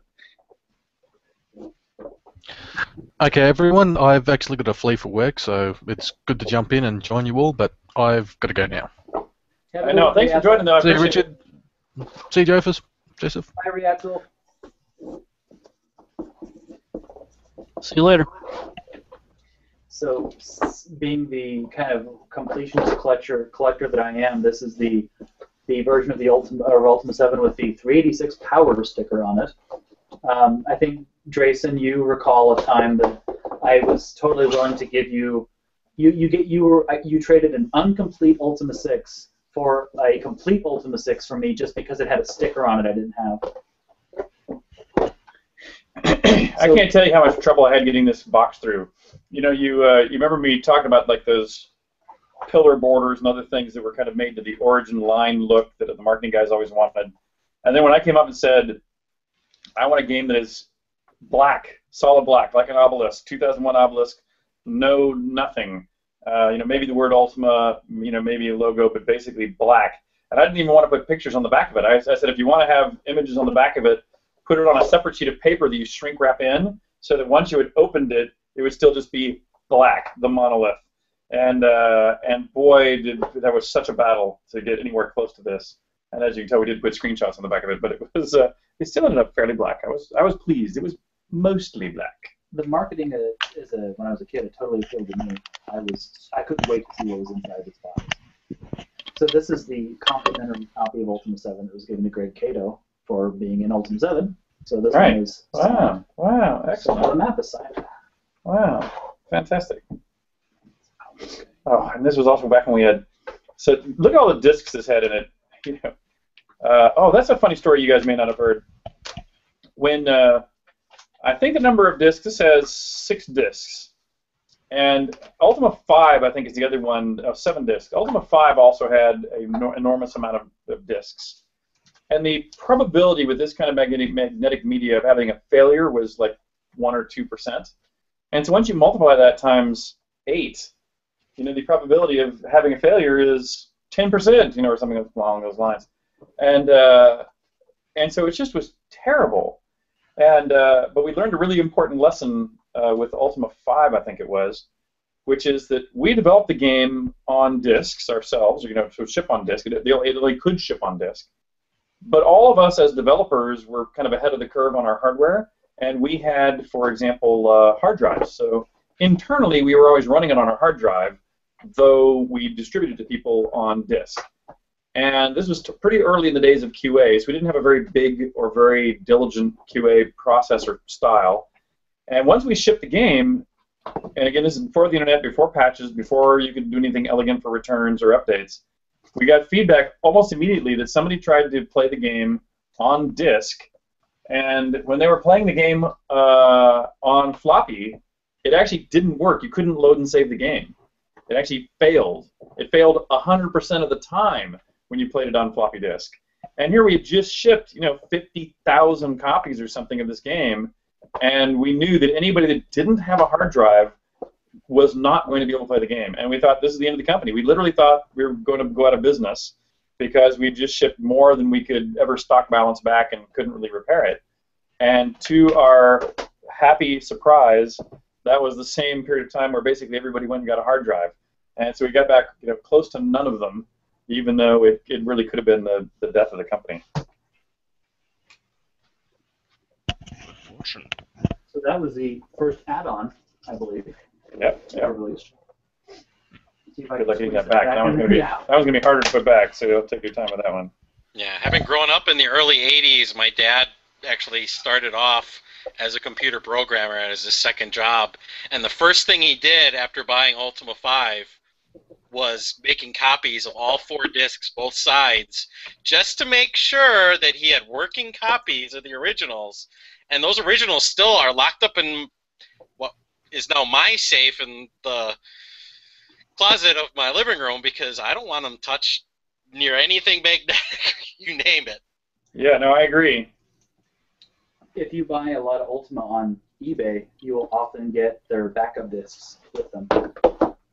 Oh, that worked better than I expected. It seems to be one of the biggest things the community is very careful about. I don't think I told everybody that I... Bad floppies.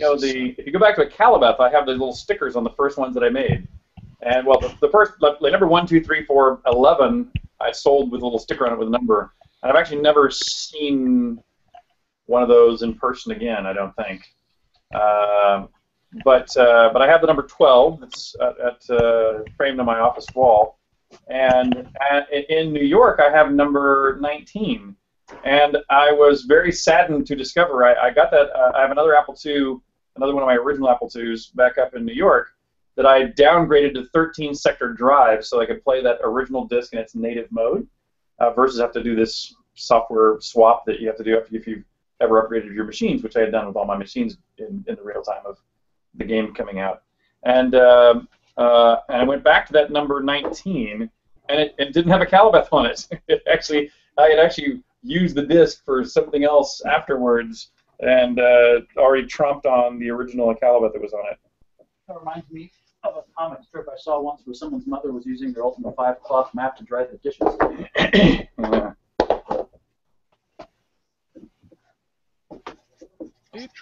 So Richard, we're about a third. How do you feel keep going. fatigue-wise? Not bad, but maybe I should sign faster and talk slower or something like that. So yeah, just start stacking them up faster. I've been slow on signing. Definitely been fun. All right, moving on to Serpent Isle. Because remember, I do have a 10 o'clock or something like that. You do. What time is it? Second, it's 8:14. Yeah, we're still fine. Okay. Now we're moving into unholy territory. I am going to head out, everyone. Thank you for having me. I appreciate it. Are you taking off? Absolutely. Yep, I'm taking off. I'm not feeling the best tonight. I'm going to get some rest. Feel better.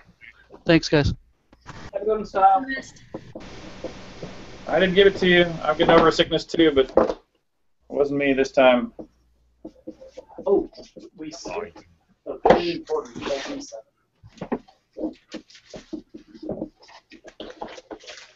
It's interesting. I actually think that a lot of these Ultima spin-offs and parts and pieces. What is this one? This is the soft world, the one Oh, that may not be legit. Yeah, we had a big debate as to the hypothetical legitimacy of this. I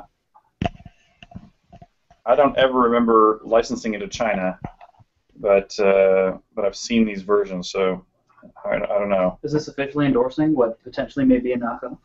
Apparently, yeah, it might be. If so, I didn't do it on purpose. Honestly, I don't know. No one saw.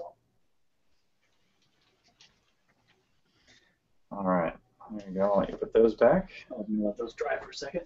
Okay. Grab these.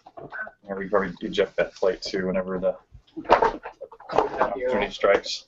And Ultimate, yeah, I'm sure you guys have all heard the story of, I love the cover. Oh, I love the I love the fact that there are these different covers. If you remember, I told you that story about how Japan made me airbrush out the other guy, the YOLO, out of the Ultima 5 cover, and how I had to fight to get the black box cover, and I realized how much fun I was having kind of pushing to get it the way I wanted it, because I also didn't saw it go fairly well when I got it the way I wanted it. So I was getting kind of a reinforcement that these kind of pushing the envelope things were part of the success method. And so putting a pentagram on the cover, I put it on there because I knew full well that people who hated fantasy games would hate that cover. But I thought, that's not my market anyway. The people who play medieval fantasy games are not going to be shocked to see a pentagram. Every scary movie on Earth about demonic possession, everything else uses pentagrams on it, and nobody ever thinks twice about it. But boy, not only have trouble getting that through the company, but then actual distributors wouldn't take it. So like Target wouldn't put it on their shelf with the pentagram on it. So we had to make that version that did not have the pentagram on it, even in order to get on the store shelves. Did you have any issue similarly when it came to some of those console ports that you had of them? Because I know a lot of those had cut content. For which ports? Like Ultima 4, Ultima 7 for the console. The only changes were things like Ultima 4. People didn't like or didn't understand why I showed the back of the avatar, so the Japanese version has it in the front. YOLO being airbrushed out of Ultima 5. It was only things around the box. People, none of the distributors ever saw what was in the game. So, like the fact that either Ultima 5 or Ultima 6 starts with a guy being drawn and quartered in the barn, nobody ever seemed to notice because it's the players wouldn't care anyway. But the people stocking the shelves didn't want anything, that would disturb people right on the front of the box. Yeah, because I just know the console ports of the games had stuff that was cut out of them and things like that, and compared to PC. And there have been debates about whether that was. Japan, they just sort of did their own thing. So without even, frankly, consultation. So which is why I've never seen some of them, is because as a general rule, they would send us a box of the things they did, but not necessarily always, and not necessarily every version. So there's definitely versions of things out there that I've just never seen in my life. And some probably wouldn't pass your test of what you'd prefer to see out there, too, I would assume. Probably true. Probably true. I'm going to sneak in a copy of Wizardry here in a second. All right. What? My assistant, Michelle, was famous for just being able to, put things in front of me to sign, and, she would hopefully generally be vetting all these things I'd be signing, and there might be a purchase rec or, whatever else I needed to sign at Origin. And she would generally kind of, stand there and kind of tell me what the details were as I would sign it. And but one time, just because she knew that I wasn't really paying that much attention, and she knew she could get me to basically sign anything she wanted me to sign, she had me sign a requisition for like $6 million, neural network computer, some kind of bull crap like that. Just to prove that she could get me to sign away $6 million without actually noticing that I had done it, which sadly I did, and then I became sort of the laughingstock of the company for a while, and nobody would trust me anymore for good reason. So I have a question about Michelle Cadell. Yep. Mariah? Mariah. In Ultima 7, there's some symbolism there with the cube and the sphere, the cube, the tetrahedron, the EA logos. And one of the things that you have to do in Ultima 7 to protect yourself from the cube generator is make a Catalyte helmet to protect yourself from the mind waves. Is that a Michelle Cadell reference? I believe it is, yeah. Because that's something that we were, during a Dragonsmeet, we randomly went, oh my god, made the connection. Yeah. And, you're right. But it wasn't in the wiki or anything, so we'd had this ephany. So now it's I think you're exactly right. We can officially add it to the wiki. Woohoo! Go us. Michelle acting as the shield between the crazy brainwashing waves of the sphere tetrahedron cube. Got a sealed Atari Kroll, but I don't think you have anything to do with that. No, but I remember it. Extra fancy. A game that was absolutely... Oh, look at those graphics. A game that was no doubt inspired by yours. Oh, yeah. No doubt. Look, there's YOLO. Oh, it's not YOLO. Well, here.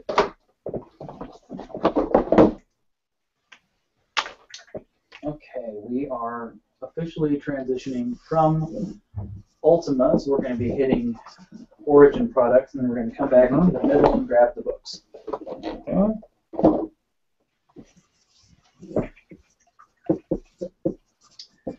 And then my miscellany box of miscellany. I'll take those first. A fun little fact about the Stevens Ultimate Collector's Guides.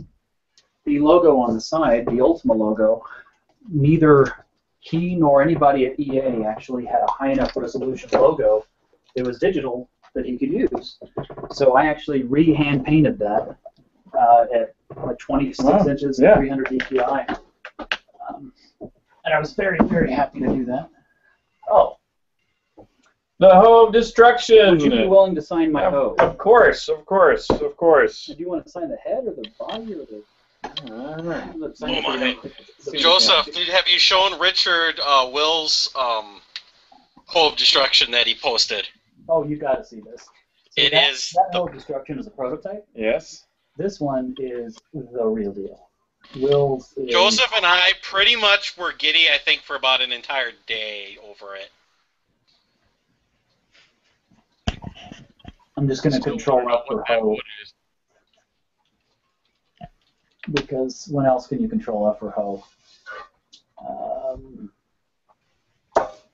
Actually, if you wouldn't mind finding that link for me, and then I'll get your stacks of things to sign. Oh yeah, now this is the business end right there. Yep. Okay, we are to other editions of Ultima 8.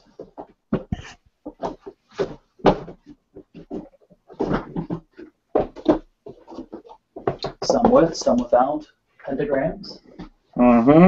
Depending on which store chain it was going to.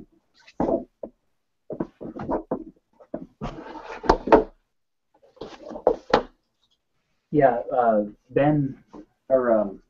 Bill, William Billman made he's making a phenomenal Hoe of Destruction right now. He's got a beautiful antique handle on it that's just out of this world.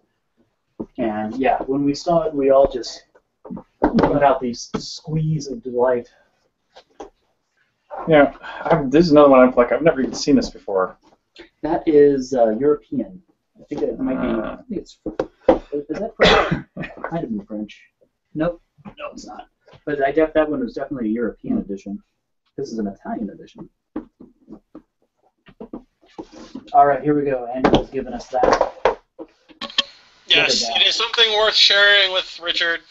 Something he would enjoy just as much as the rest of us. Oh, very nice. What's really awesome about it is, aside from this beautiful handle, wow, it's got a loop right there and a loop right there, so you can wear it on your back. That is hilarious. That's fantastic. He's going to be making the green swamp boots, he said, the gold gloves from Ultima 7, and many of the other classic just garb items from different Ultimas, and he's going to just go all out. He's going to do what with it? He's going to be making the green swamp boots, because those are still one of the more iconic ones. Yep. The gold gloves from, I believe, Ultima 7. Yep. And he's going to do the full outfit, and then hopefully if he and his wife can make it to the Hobloff too, I think he mentioned he was going to just bring the whole lot of it along. That's great. We're going to reprise, at the very least, swamp boots. We were just discussing that the other day, so I think we need to have swamp boots. We have swamp. We got swamp. A fun thing about these, 2 of these are smooth, 1 of them is textured. The one that's textured is the European version. The U.S. version is not textured. How interesting. Oh, yeah. Can somebody tell me what swamp is? Swamp. So for terrain types, in the early Ultimas, there was an outdoor map and a town level map, and in the outdoor map, when you would go through the forest, for example, you'd go at half speed, go slower than full speed movement. And so if you're being chased by a monster, that would mean you'd be caught because you'd be going so slow compared to the monster.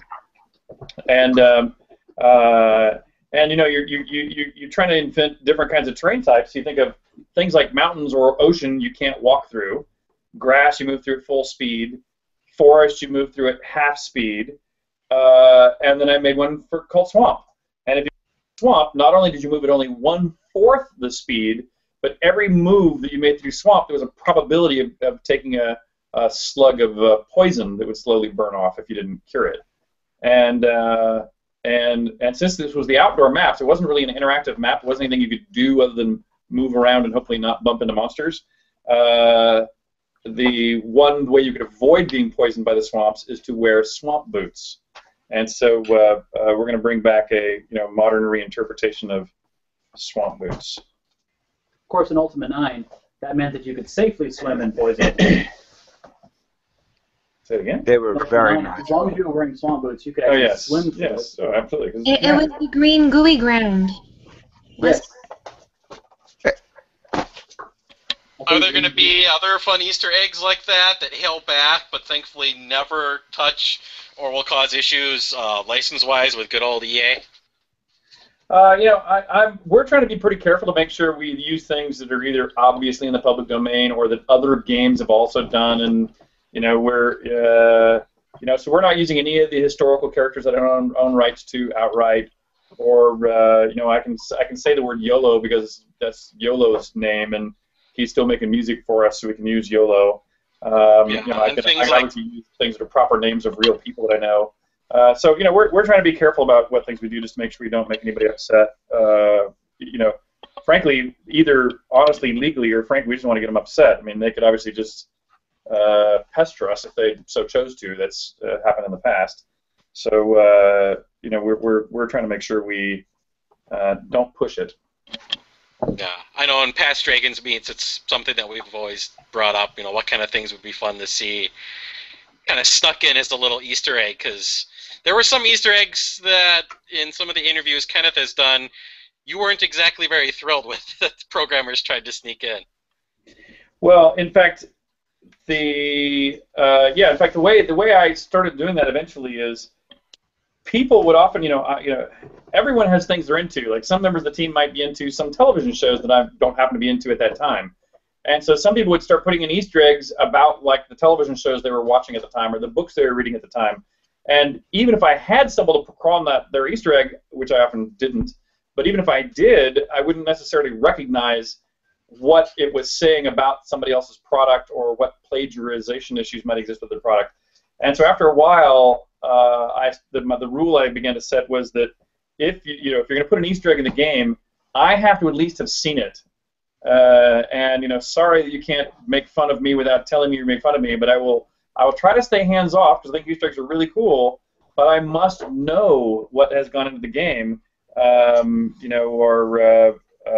because you could be getting us into legal hot water. And well, I think one of the funniest ones that I did know about prior to release, but was not really meant for me to find out prior to release. It was only because I insisted to people that, I will fire you if you don't tell me what Easter eggs you put in the game. Was one where when you drop the plaque on Lord British's head, there was a note in Lord British's inventory about his maid, the love child with his maid Nellie, and that the team did for fun, but really as a joke for me. But I did know about it before the game launched, just because people were under threat of firing if they didn't.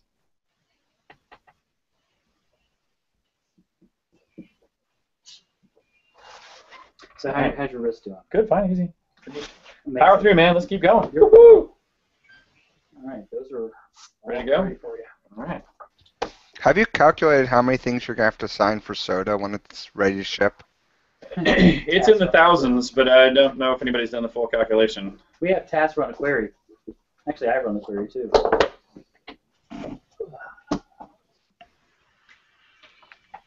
So this is like a practice run. I'll start getting into some more obscure weirdness here soon, which might be interesting for you.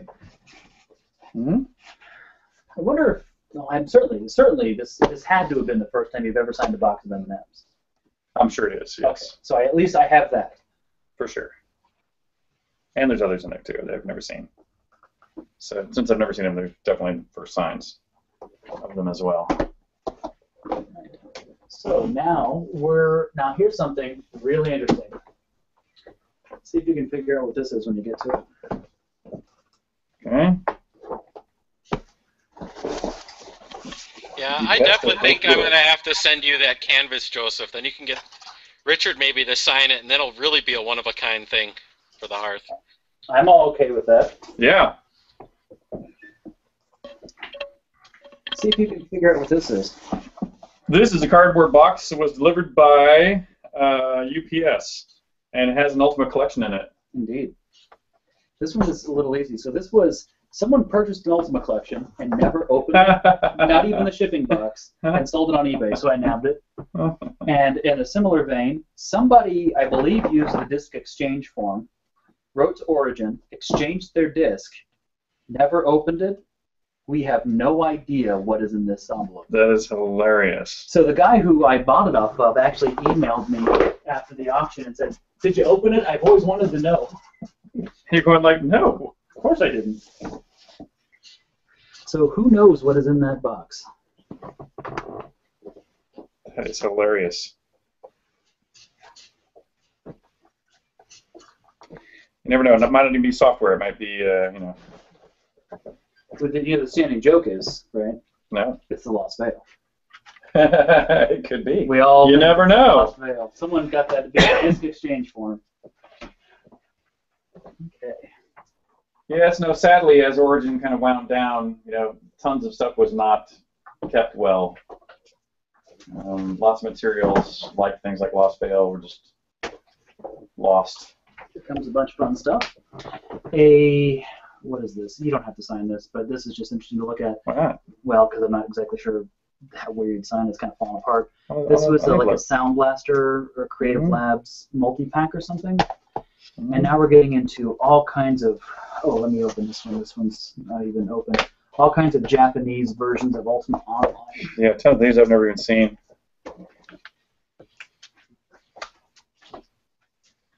What the hell is that? Oh, yeah, all kinds of stuff.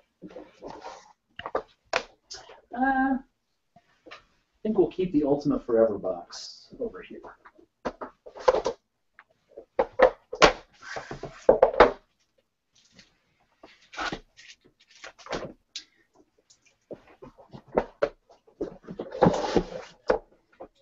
Top 10 pack. Anybody got any questions out there in Dragonsmeet land? It's really funny. Since I spent a year in Russia, it was interesting to see things like here in the U.S. at the time I was training in Russia, Gary Kasparov was running for president against Vladimir Putin in Russia. And so he made the U.S. television circuit. But if you asked anyone in Russia if Gary Kasparov was running for president in Russia, they would laugh at you and go, I don't know what the heck you're talking about. It tells you how what his chances were. The Ultima Online beta test CD. That's a nice one. One of my favorite things. You only expected to sell a couple hundred. Yep, exactly. 30,000 lifetime. That's what EA Sales says. That's what always happens. They're smart people. They really are smart people. They just were wrong. Well, you can be smart and wrong. Successful is being smart, wrong, and persistent until you're right. Mm-hmm. The 8th age, boy. This is long since I was not following. You and me both, actually. I collect these out of completion, not because I was well out of the Ultima Online loop by this time.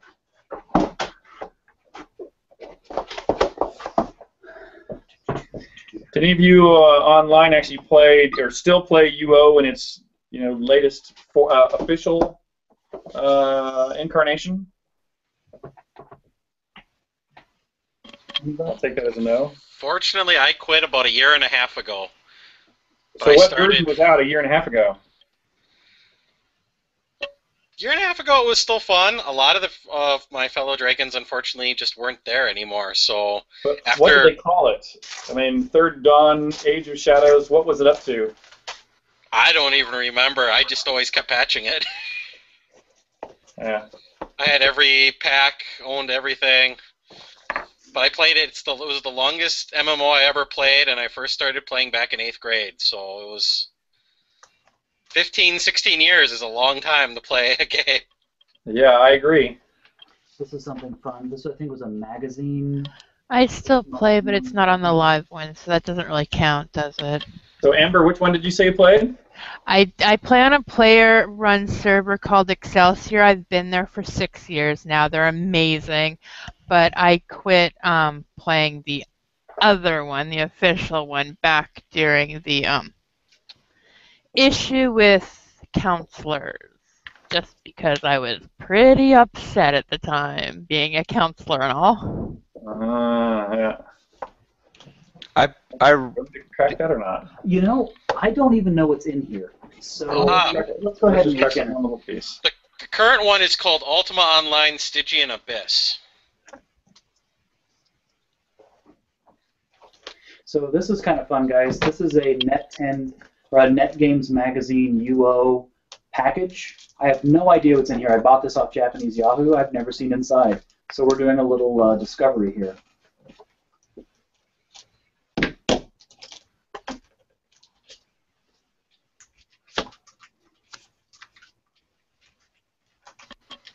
Well, Amber, I think Broadsword went with Stygian Abyss because I think they're running out of Ultima ones to go with. What the heck is it? Is it a Ziploc bag? What is it? Oh, looks like a CD case. Yeah, but nothing's inside. It's maybe the I master got, plastic. Well, no, there's a plastic bag around that. Is it like an acrylic thing, maybe, just for like a stand or something? An iron-on? No, it's got thick. It's thick around the perimeter. See, there's like a. Yeah. It's like you could put like an iPhone in it, but it's twice as wide as an iPhone. So it's. But that's plastic bag around the and this, thing. This bag, it does open, but I do think that this is sealed. So what this is just an Ultima Online NetGames promotional bag. It looks like it'll hold a CD or something. So so there you go. Is this your first Ziploc bag signing? This is my first UO Ziploc bag signing. That's for darn sure. Well, it's no Calabath, but it's a Ziploc bag. It might be as rare. Okay, so, all right. We're officially moving into, in terms of games, before we get to the ephemera, we're moving into Origin titles. All right, bring them out. So I guess, are there any of these that you shouldn't sign because you didn't have much to do with them? Like, would it be more appropriate if someone else signed them? Well, let's see. Yeah, probably so. So, Let's see. I'll sign all the ones I helped on in some way. Please tell me you helped on the Origin Effects screensavers. I did not. Well, but there's Ultima stuff in here. Yeah. But I mean, I didn't do work on the specifically the screensaver. Oh, the content in there. Yes. Right. For my So I think that'll count. Yeah, that does count. I agree. I will try to squeeze this guy in there back in there later.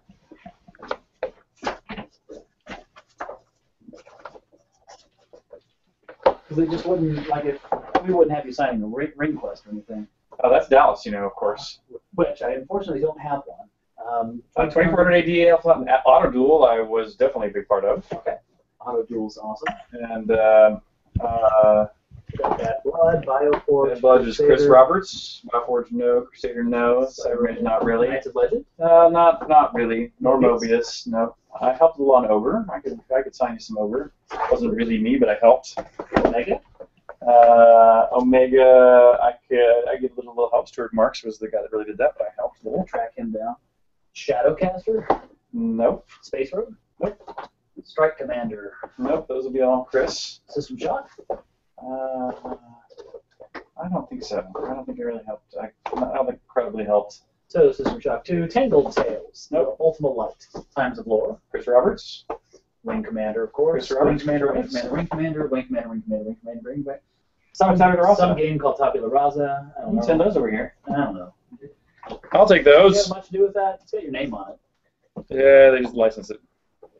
So this is kind of cool and sad at the same time.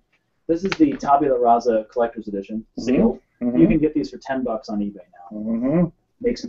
It's cool if you want to collect stuff, but it's also kind of sad. Mm-hmm. Tabula Rasa is the best game that you never played. The collector's edition in Tabula Rasa the coin has snakes on it, but I didn't find anywhere else in the game where those snakes appear. Ah, good point. It's a good catch.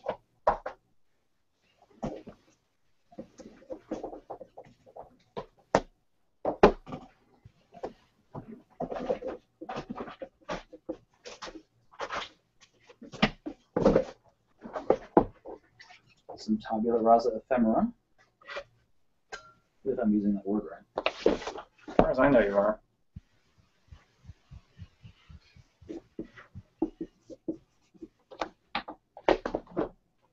Okay, so these will all pull out. So we got mouse pads and we got the Z board, which actually there's one of those floating around in the office.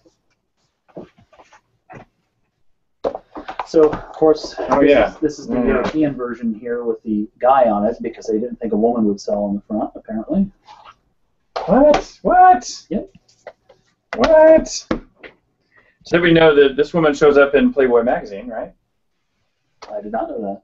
You didn't know that? No. I lied. Anybody out there, guys? Yeah, that was the version I have, the Playboy somewhere.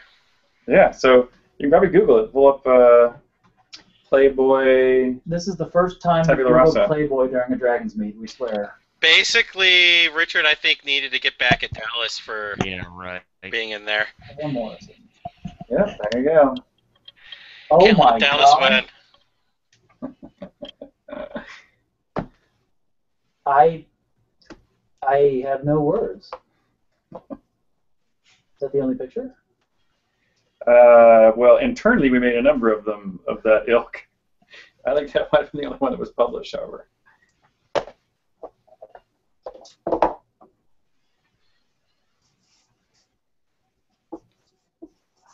Well, I learned something new. Learn something every day. Exactly. Hold these out for you. These cool frag mats here. Oh yeah, here I'll put them at the mouse. Oh, they're sticking together. I realize I signed that Lord British. I'll sign some Lord British and some Richard Garriott, since it's Richard Garriott's Tabula Rasa. General British? Good point. I could do that too. I'll sign one of each. I just realized that an opening was wrong. What I like about Tabula Rasa stuff is you can get it for a dime a dozen on eBay right now, and it's awesome looking.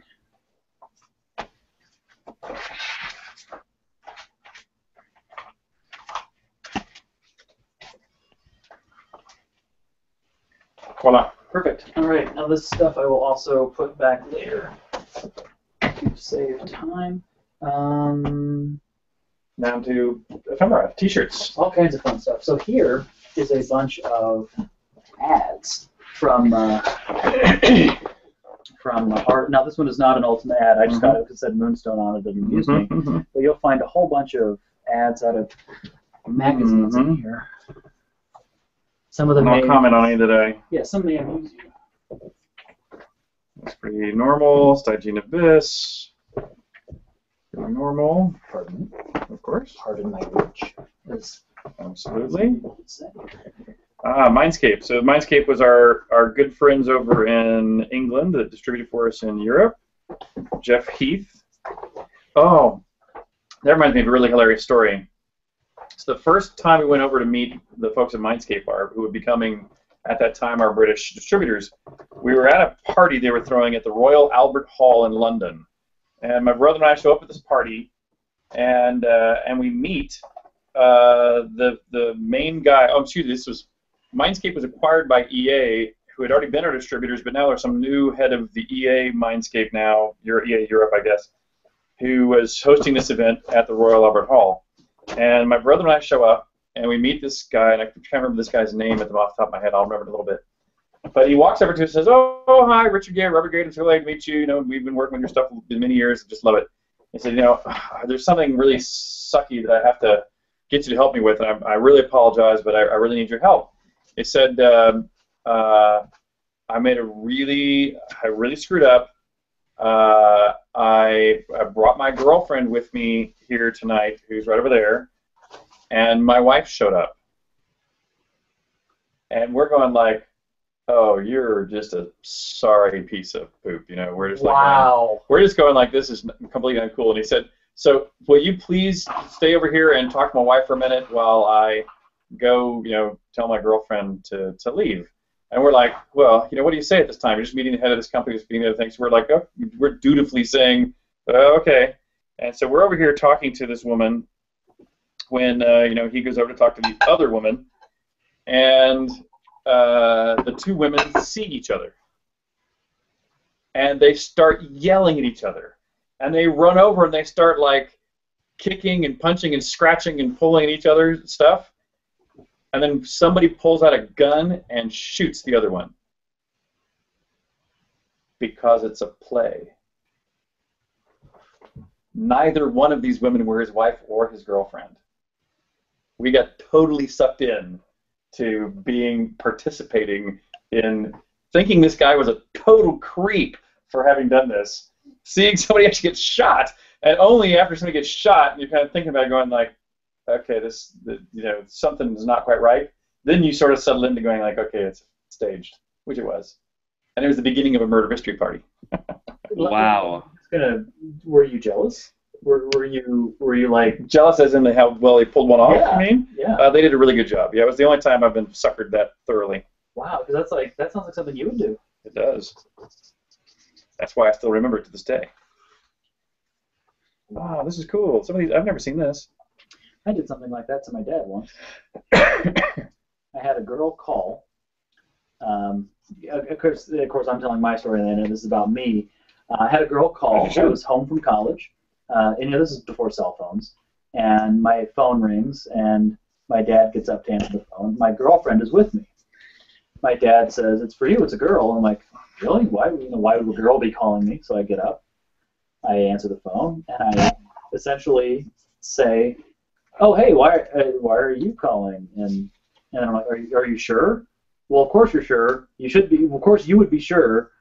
Are you sure?" You know, and then I look completely, you know, pale, and I walk back to my seat. You know, my dad's like, "What's going on?" My girlfriend's like, "What's going on?" And I say, "I'm going to be a father." And of course, she proceeds to shit her pants, which makes my dad shit his pants. And then right about that point, I couldn't hold a straight face anymore. But it was That's a pretty mean trick. Yeah. We won't talk about the things my dad did to get back at me. We had a kind of a back and forth for a while.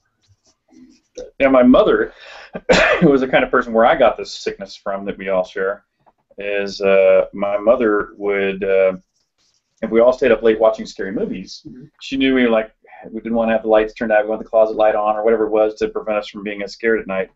And my mother would come over in the middle of the night and use her hairbrush and scratch on the door, Oh my God. scratch on the door. And so then once we figured out that it was my mom doing it, we would do things like try to raid my mother's room, but then she would take squirt guns to bed with us so that if we came into her room, she'd squirt us, stuff like that. So I mean, this little wars went back and forth. Oh, that's awesome. Oh, yes. Avatar! Where's the script? Know that my face is most Muppet-like. Where is that script? Let me download it. I got it up here. So there's actually some debate as to what that script should be saying. I'll grab that. I'll get you a new stack. I'll pull up that file. So of course we'll have to watch the Ultima 7 Part 2 intro to refresh your memory. Let's go with the Ultima mix here. On vinyl. On vinyl, which is, interestingly enough, the vinyl out there, collectors out there, the vinyl is infinitely more rare than the CD. The CD regularly goes for $300. The vinyl I picked up for $20. Because nobody can play it. Well, I don't think anybody knew it existed. And I know many of you out there really want one of these. I was really lucky, fortunate to pick one of these up. It's not in the best condition, but it's one of the Ultima 5 posters with the bleeding Shamino on it. I'll hold this down for you. I think right here would be You could always just point to Shamino and go, that's me. Hold on, let's get that to dry a second. Yeah. Joseph Drayson, you putz. There you go. Oh, wait. Oh, Drayson's got something for us. He's got it all nicely framed and gorgeous. Lucky. Oh, do you have a version that's not falling apart? Those headphones are off. Do you have a version that's not falling apart? I have a pretty near mint copy Printer's Master in a frame. Excellent. Lucky. Okay. How do you get that? From Joe Garrity. Yeah. Joe, the pimp. I was going to come up with a better story, but... Here's an interesting little thing. It's not sealed. We can't open this. I'll get it. I'll get others. I think it's time to move on to books. Yeah, we'll have to do these pretty quick, just because I'll have to get home to set up for my other thing in not that much longer. Let me check the time. It's 8:53. Well, Like by 9:30 or so, it'll need to be. I'll start queuing everything up. Oh yeah. No idea what that was. That was some Japanese something or other. So now we're lining up the clue books, knocking them down. Again, there might be some origin clue books in here that might not be totally relevant. Right.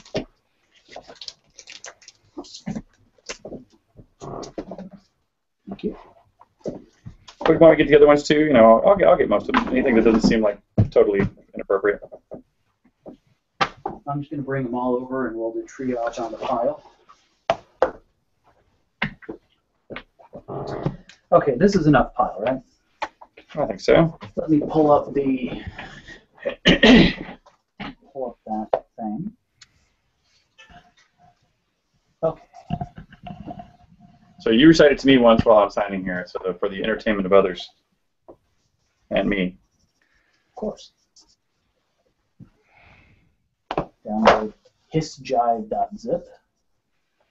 Ultima fans will know exactly what that means. Hissjive.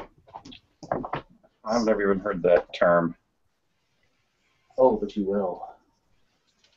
Come on. Come on. And his face is most Muppet-like. That's impossible to deny. Oh, it's still downloading. Okay. Well, that explains why you can't launch it. Serpent. Do you have the origin wrap on here? You guys have heard the... Oh, actually, that was funny, too. You need to send me my mugshot. Oh, I will. Have you guys all heard the origin wrap? No. Ooh, Do you have it on your machine? You probably don't, do you? I don't. I can't get to it without VPN, though. I can get to it because I've got it on my Dropbox. All right. Do it. So, in the meantime... Oh, hey, Ben. In the meantime, this is the Serpent Isle intro that we quote you all the time. This is the original version. Come on, YouTube.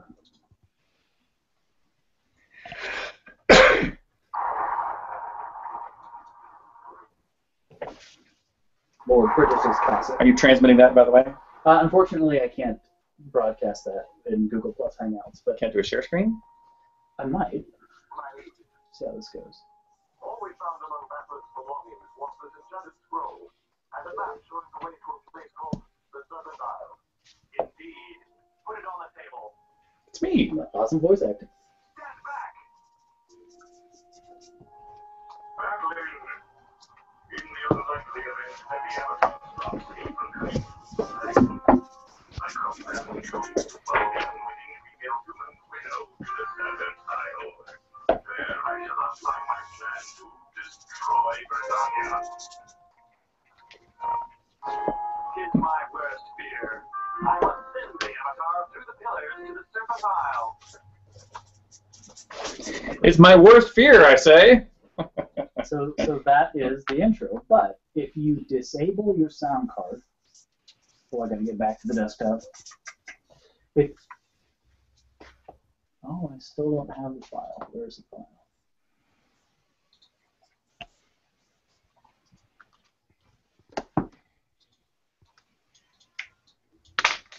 Okay, so if you disable your sound card, so you can speak over it. Right. So there's no. So here's a Lord British and a Game Informer, man on a mission. And so if you disable your sound card so it doesn't play the intro, and then when you fire up Ultima 7 Part 2, if you do it, if you type Serpent, Hiss with 3 S's, and then Jive, it will do subtitles, and the subtitles are not the... Oh, that's right. So we have Dick... Watch, I'm going to screen share this one. Let me screen share. Full screen. All right, guys, you can see. So we have Dick British's castle. Nothing's different on this one. And then, so instead of coming in and, Yo, Holmes! Yo, Holmes. All we found among Batlin's belongings was this enchanted scroll and a map showing the way to a place called the Serpent Isle. Then instead of indeed put it on the table, it's 2 things that are overlapping, but people are pretty sure that it says, I think it's slap it on the table is what it says instead. Yep. And then instead of stand back, it's jump back. And then, Batlin, know that my face is most Muppet-like. You must go to the Serpent Isle, there to learn the secret of acne medication. Soon I and my horde of Muppets will destroy Britannia, and then everything else is the same. Oh, that's hilarious. But yes, that is the alternate version. Mm-hmm.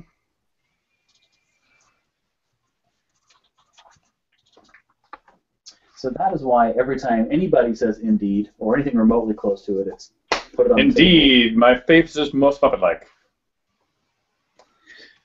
Here's that. I'll go through this stack. We're on rapid fire now. We are indeed. Pardon everybody. Feel free to ask questions or things too, again. I'll throw in color commentary. This is what happens when you go about your business. You don't age so well from Ultima 7 to Ultima 9. I do have I'm sure this has come up before, but in Serpent Isle, there's all the letters about Blackthorn kind of finding peace and all that stuff. Was there originally a plot line to end that? Because in Ultima 9, he kind of went back to his previous state. So no. So short answer is no. There was no original overarching plot line that was revised. All of those were done as pick up where we left off and try to fix it if we decided to change it much. Interestingly, as you can probably figure out, all of the early Ultimas, Calibeth Ultima 1, 2, 3, and technically even 4, were all absolutely unrelated to each other. I mean, they were just figure out where I left off last time and try to do something that I hadn't really thought about what might come next. Starting with Ultima 4, and 5 and 6, I began to at least have more continuity. And with 7, 8, and 9, I actually did plan the main story thread of 7, 8, and 9 at the same time, so you'd have a better sense of continuity. But I didn't do that with like part 2s and the for Serpent Isle and for any of the add-in discs. Those weren't part of my original conception. And the details of what happened to Blackthorn, for example, was never very sophisticated in its original incarnation. Right on the inside is where your pseudo portrait is. My elder portrait.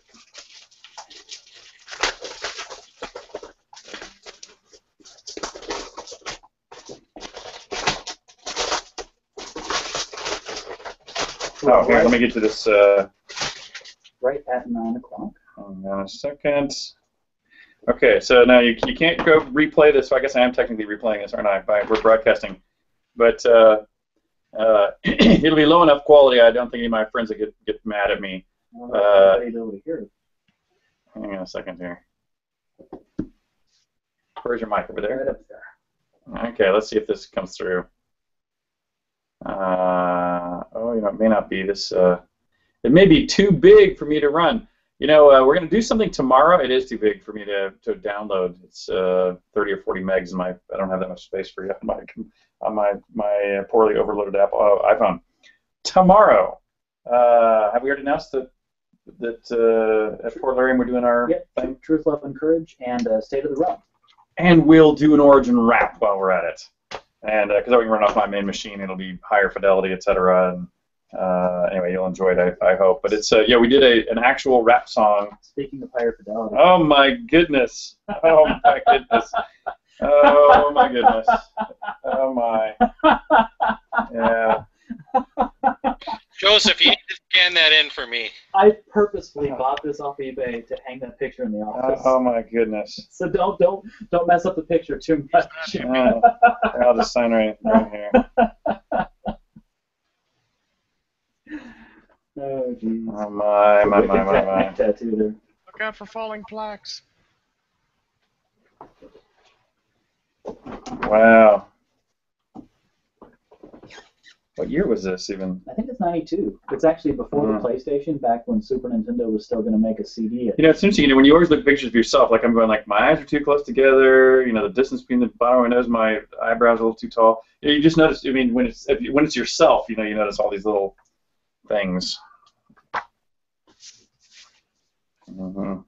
So here comes the entire slew of the Japanese Ultima Online strategy guides and companion books that have never seen the light of day in the United States. And you have multiple copies of this. Well, this one's my copy. The other ones were the ones for the rewards. Oh, yes, of course. These are the ones that I read. Joseph, you mentioned that you're learning Japanese earlier? Yeah, I took Japanese in college. There was a point in time where I was fairly conversational. I probably still can fly to Japan and shop and get to one side of the country to the other, but I couldn't return something if it was broken. So it's like, I can buy this, but if it's broken, I'm stuck with it. How many languages do you speak? Just Japanese, English, and I've forgotten a lot of French. Ophidian? Yes, Americans, or should I say, I'm pretty sucky about that too. I think all of your Japanese purchases I've seen have been Ultima or potato chips, strangely flavored potato chips.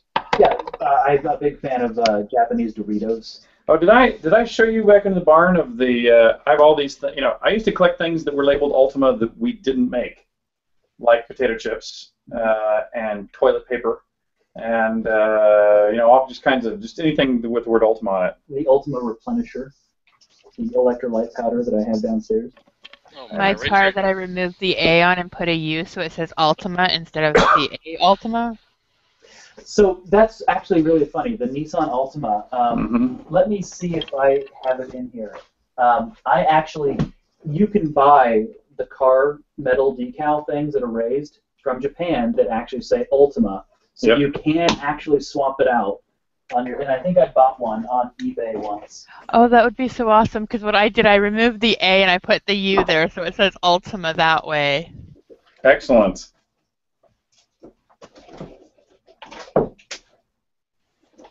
Well, I have one somewhere. I will find that and show you guys at the next Dragonsmeet.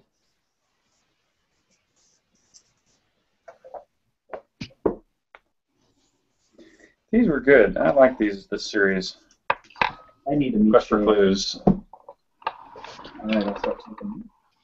So I've got a question that just came to mind. Go for it. So, from what I understand, because I didn't really play Ultima Online, Starlong kind of took over the Blackthorn persona and was somewhat of a rival to Lord British in game. So far, correct. Are there similar plans, or that you might be able to divulge? Maybe you just can't answer this question. For Darkstar.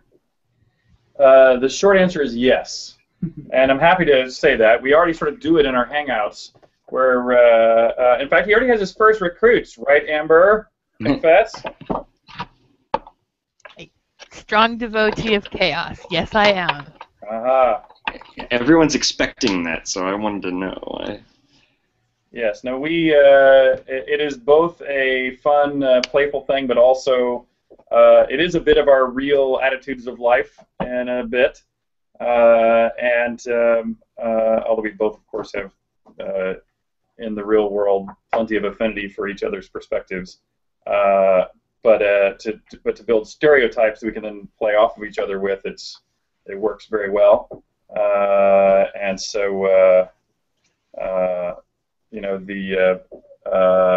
While part of it has been detailed to some degree, it's sort of evolving as we're getting the main storyline now done. So by the end of the hangout, guys, you should be able to mimic Richard's signature. That's right. Of course, I think you just signed a Wing Commander strategy. I did. I saw that. I noticed that too. So now you're blind signing. So this is one of those times where you put in that $6 million. Exactly. Let me get a requisition because I want it. We're in fact really like to have a 24-inch Wacom Cintiq. So let's get. This is exactly one of those times that Michelle was referring to. Push that through. Let's authorize a Portalarium stipend for Hobloth 2 of $10,000. Come on, look. As long as you're getting a free signature, why make it $100,000? Come on. You're not thinking big enough. Well, I'm thinking what's going to fly under the radar and not get audited. Okay. So you're being a little extra smart about it then, maybe. Oh, that's nice too. Look at that. I think I remember this too. Yeah, I like this clue book. I like the design of it. Even with the words on the side like that? I don't know. For some reason I did in this case. I don't know why this one worked for me when so many others didn't. Yeah, I'm a strong follower of chaos, except when Lord British just finished saying his whole revenge thing earlier. Now Darkstar's in trouble because I'm thinking, I like how Lord British thinks here. Well, don't forget, Richard's famous for, taking body parts and turning them into pies? We won't go into Lord British Pie, will we? Yeah, and it is really funny how, considering our stereotype, how I am much more on the side of these dark activities like making mince pies out of people. And I think the reason why is Star struggles too much, in my mind, with the reacting to what people say online, because if any subject you put up, you want us to go left, you want us to go right. Well, even if 80% of the people want to go right and 20 want to go left, that 20% really causes Star pain, and so I think he becomes too middle ground, too soft, versus just take a stance and stand by it. That Star or too soft? Too soft, Star, and we'll see. But that's why it is funny that I end up being the one of, let's go not only kill all the children, but let's cut them into pieces and bake them into pies. And don't forget, Starlong, Darkstar, Lord of all Chaos, safely ejects his USB devices. Does he really? Yes. I laughed really hard at that. And now chaos melts to cuteness of little adorable one in Isabella's arms. Uh-oh, is that Ludo? Here's Ludo. Oh, hey, Ludo. How's that bottle there?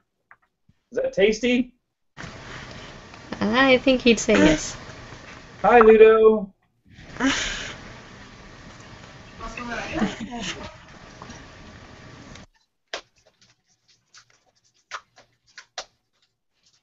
You ever been to Casalia? Oh. Oh. Sausalito? Have you guys seen that? It's supposed to be the Secrets of Caesarea, but it's the Secrets of Casalia. And you could make some Asian pronunciation jokes when you see that, but that's hilarious. The way some of these items are packed when they ship is just ridiculous.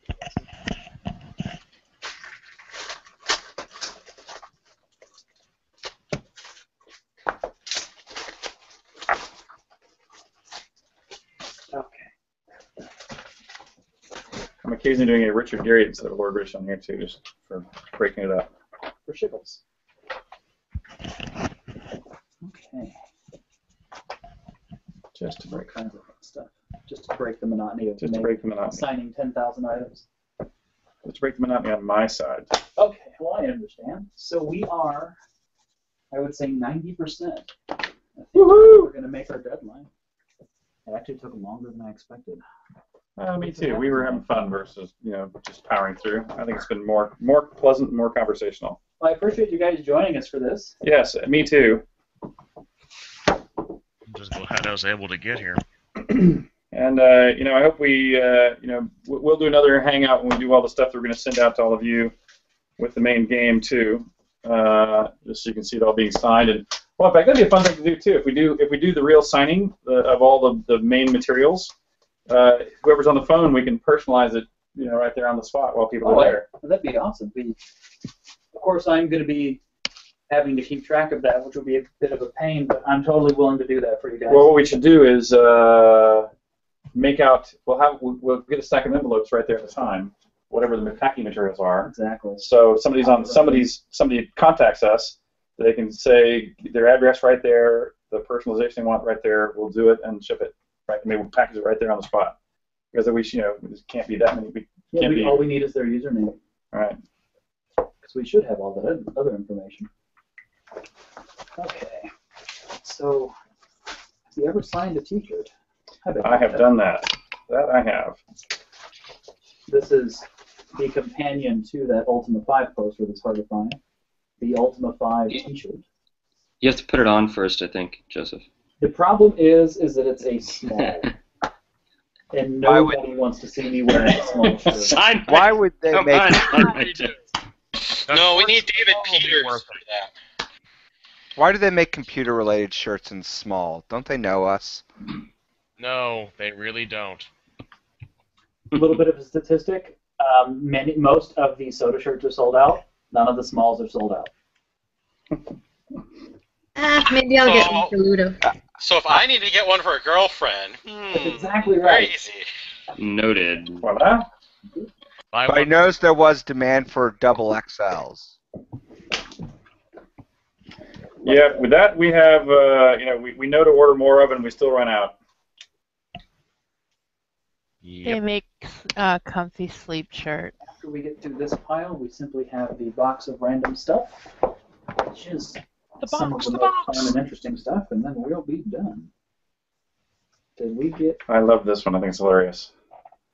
The way of the avatar with the original cover, but he's looking over his shoulder at a book he's holding for clues. Oh, is that what that is? Yeah, see, he's holding the clue book. Oh, that's the clue. I've never even looked that closely at it. That's pretty meta. A little long take on the origin logo. The avatar is pretty meta. Say that again? I said the avatar is pretty meta. Meta.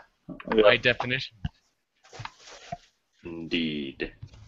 So these are tabula rasa shirts that look like they've never been opened. So we'll just leave them that way.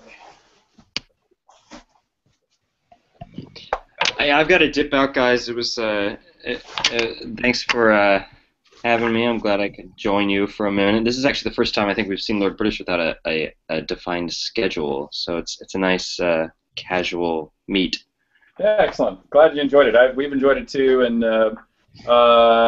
really that's sort of what we wanted to do, is just be able to hang out. And we thought, we're going to be here talking about stuff anyway, so we thought it'd be fun to do it with other similarly hardcore folks like ourselves. So anyway, really appreciate you coming by. I know you didn't need to, so to speak, and we didn't have that much to offer you guys other than our company and conversations. So I appreciate you guys showing up here to just kind of share the evening with us. It's always welcome. Thank you very much. I'm going to say goodnight to you guys. Have a good night, Ben. Good night. So for those of you that don't know, that's Rild, who just left. Rild's going to be doing, potentially, it should be, I mean, I don't see why not, the merchandise for Shroud of the Avatar. He's the guy who has done the cool soda hats that you've seen. He did the Hearth of Britannia aprons, and it looks like... Did we get a proposal also from him? Is he the one that we've been getting the longer proposal about another merchandise? Indeed. He'll be taking over merchandise, Great. so I will no longer be shipping them. Yeah. Which means it'll be reliable? Yeah, exactly. So they'll actually get there, Ludo agrees. That sounds about right. Hey, Ludo. That was Hi, me. Ludo. Ludo has questions for Lord. Hey, Ludo. How old are you, Ludo? Are you 1? He's 14 months, or almost, in 6 days. Wow, 6 days. The webcam. And it will still be cute. Hey, what do you think? Look, it's all our friends. They've known you since you were born. It's true. Oh. What now? He's excited. I blame the undead Navi. That's, I think, all of that. So everything left is this box of random stuff. Here's an Ultima 6 map that's the heavier weight cardboard style, but not quite cloth. Oh, that is the look at that. That is the ugliest signature of the night. That is the epic fail signature right there. Ship it. Oh my! I'll have to personalize it in other ways to kind of make up for the horrific signature.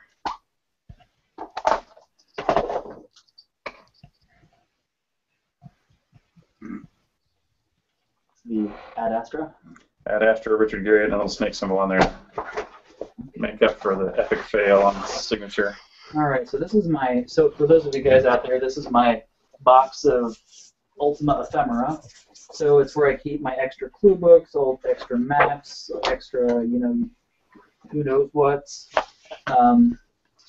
Character journals. This was actually my first Ultima game here. This falling apart Ultima format for the Nintendo. That's, nice. That's a piece of history there.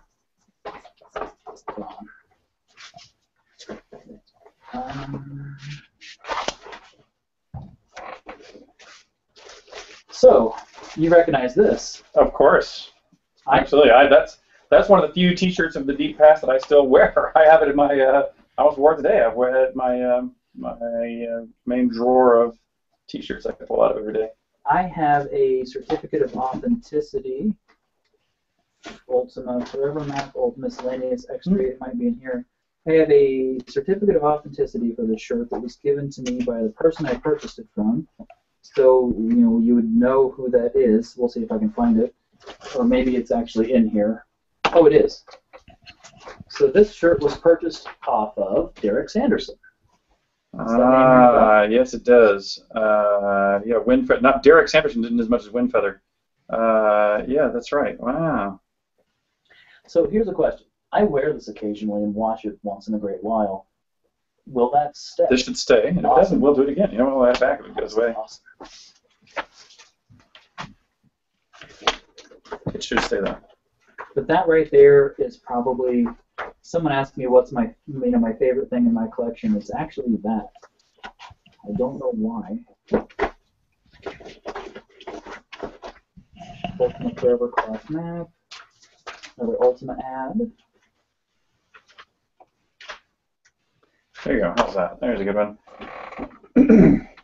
Yeah, we had good fun at these Origin Wakes. It's really funny. People saw us burn, and we did burn, all these materials.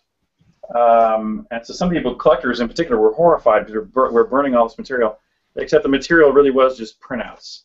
And it was stuff that we both already had the handwritten originals or the digital files all archived. So we were just taking things that, frankly, wouldn't, well, at least none of us could have bothered to keep. So, Mr. Jason, what is being signed here is the Origin audio CD that arrived in my mailbox one day from some nice guy.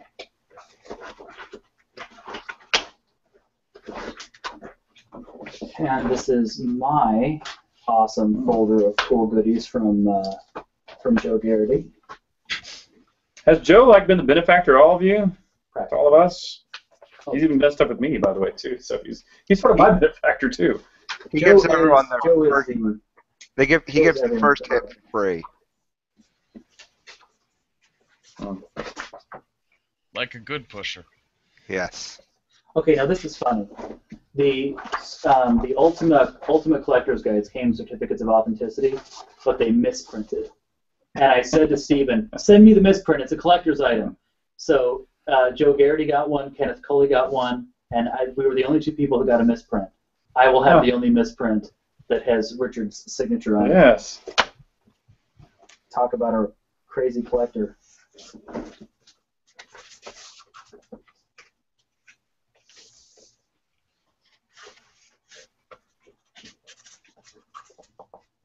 By the way, we really appreciated that.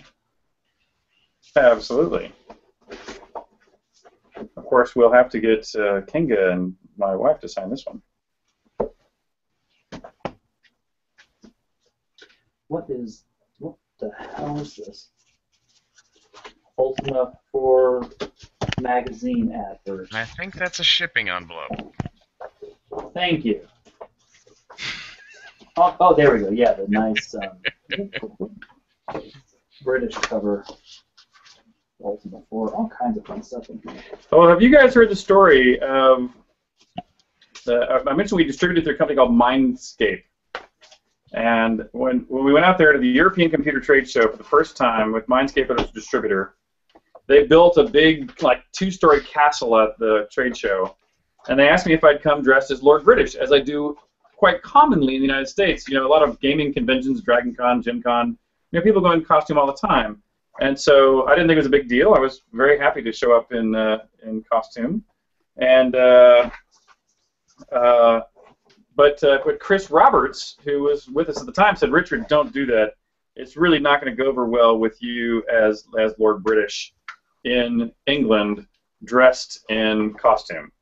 And so I went back to Mindscape and I said, "Well, Chris Roberts advises me that I don't do that." And they said, "Look, we built this whole castle. It's got like a throne room on top and a big throne, and we've set all this stuff up. It'd really kind of suck if you weren't coming here as Lord British. Would you please come as Lord British?"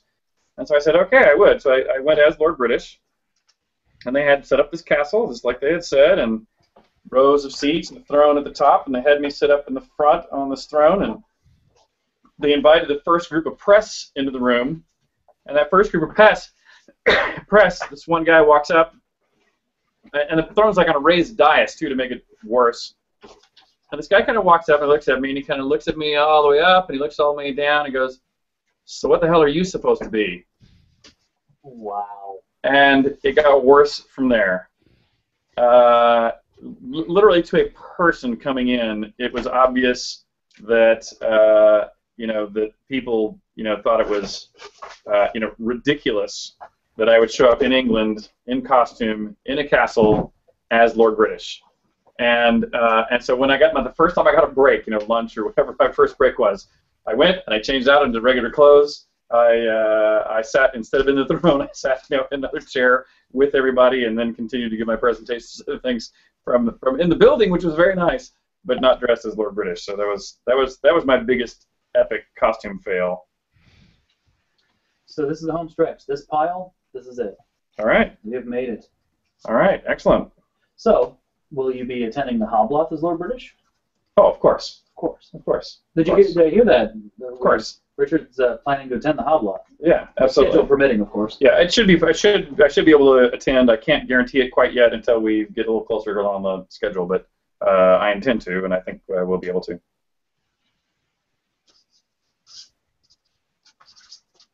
So, Isabel, you got to make it down. I am trying. I'm going to work my butt off the whole summer to pay for it. That and a new computer, because I still can't play the demos. Oh, there's a priority. That's a toughie. And my whole summer going towards that game. So, Richard, have you ever signed one of these? See, Joe, that's what you got to Absolutely not. For. In fact, do we have that digitally? I'm sure someone has ripped it at some point. This gentleman he made this movie and was giving these DVDs away for free if you just simply emailed him, and he mailed me a copy. Steve Hemphill? Who did this, do you know? It's on the back. It's Steve the Bum. Yeah. Yeah, Steve Hemphill. Yes, we need to go in. Can we take this to the office tomorrow? Absolutely may have the TS files off of it and whatever you'd like. Yeah. Let's definitely get that scanned. I have the last 3 pieces of this, but the first piece I'm missing. Happy to help. That makes me feel good because I feel like I can give you something back there. Yeah, this is actually something that would mean a lot to me is to take one piece of that. I'll take the whole thing, but I mean importantly one piece. Another public beta CD. Oh, nice. So So I have a Computer Gaming World from 1990, which of course has this awesome poster in it. So, will you take the 20 minutes and pencil in where the music plays? I don't know. But you can take mine and you can transpose it.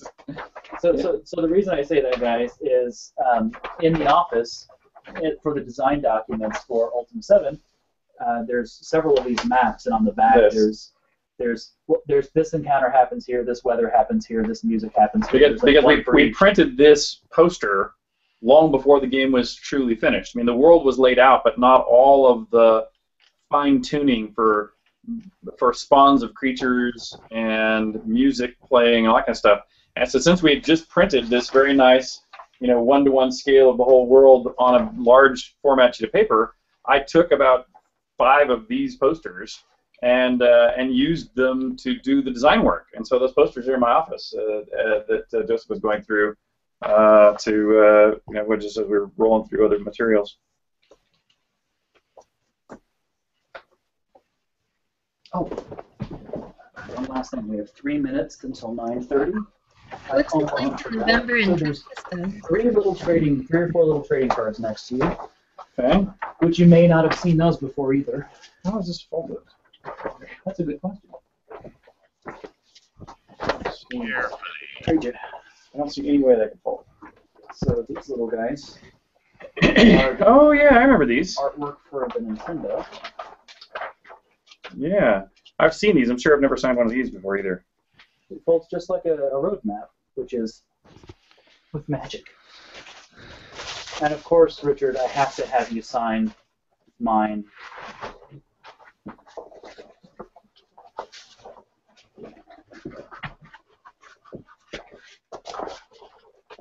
Is this your... Oh, yes, of course, of course. Absolutely. And let's see. Let's lay it right across here, and I'll sign on the spacesuit near my name. All right, community. We are at 1 minute until the end of the broadcast. If I knew how much money we'd raise for Shroud of the Avatar, I would say $10,000 in the next 20 minutes, and I'd lick Richard's head. But we didn't do that. So you got away. Got away with it. But hey, again, thank you all for your enthusiasm for Ultima and playing along with us. Not just now, but down through the decades. Obviously in a very real way, we've sort of kind of grown up together. And while for those of you who played the early Ultimas, there was more of a one-way street than it became starting with UO, where we actually really did start sharing a community together and get to know each other a little better. One of the really cool things about the era we're now in with Shroud of the Avatar, and because a lot of the ways we're doing this together, we really are becoming friends, associates, and true bonded community members. And so anyway, my deep and sincere thanks for coming along with us on this ride. And just know that we really are working really hard for you guys. We don't take the responsibility of both really trying to take this design forward, but more importantly, the responsibility of you all have pledged to help us get this thing made, and boy, do we feel an obligation to do it right and be thrifty and not exploit that relationship. So we're doing our best. So thanks. So, and I want to take a moment to say thank you on camera. So thank you for taking your evening to come over here and sign. Many people had joked for the longest time about having you come over and do this, and I never imagined that it would actually happen. So I really, really appreciate no problem. this. Of course. What I thought was funny about that is when you asked, and I said, well, of course, and you seemed to not believe me. Yeah, I was like, wait, what? I was like, did I hear that right? I mean, he really didn't believe. I mean, I really think he was like, well, it's going to take a long time, right? Like, I get it. Seeing how much I have, right? I know. It's like you realize there's pits and traps and swamp on the way up the stairs in my apartment. So, but we need to let you get out of here. So let me go ahead and close the hangout. So everybody, we got to go because Richard's got an appointment. But thank you for hanging out with us, and I'm going to go ahead and kill the live broadcast. But let's go ahead and have an after rabble after I see our liege out. But thank you. I'm Rustic Dragon here with Lord British himself. His first in-person attendance to a Hearth of Britannia Dragonsmeet. How awesome is that? So thank you guys. Again, I say this every time, but you guys are the reason that I'm sitting here and the reason that Richard is sitting here in my place. If it wasn't for you, I wouldn't have gotten where I am. So it's a very personal thanks from me to you guys. And we will see you next Hearth of Britannia Dragonsmeet. Don't forget tomorrow there is a Truth, Love, and Courage lore talk and State of the Realm for Shroud of the Avatar. So we'll be right back. And stay tuned for the next Dragonsmeet. Thanks, guys.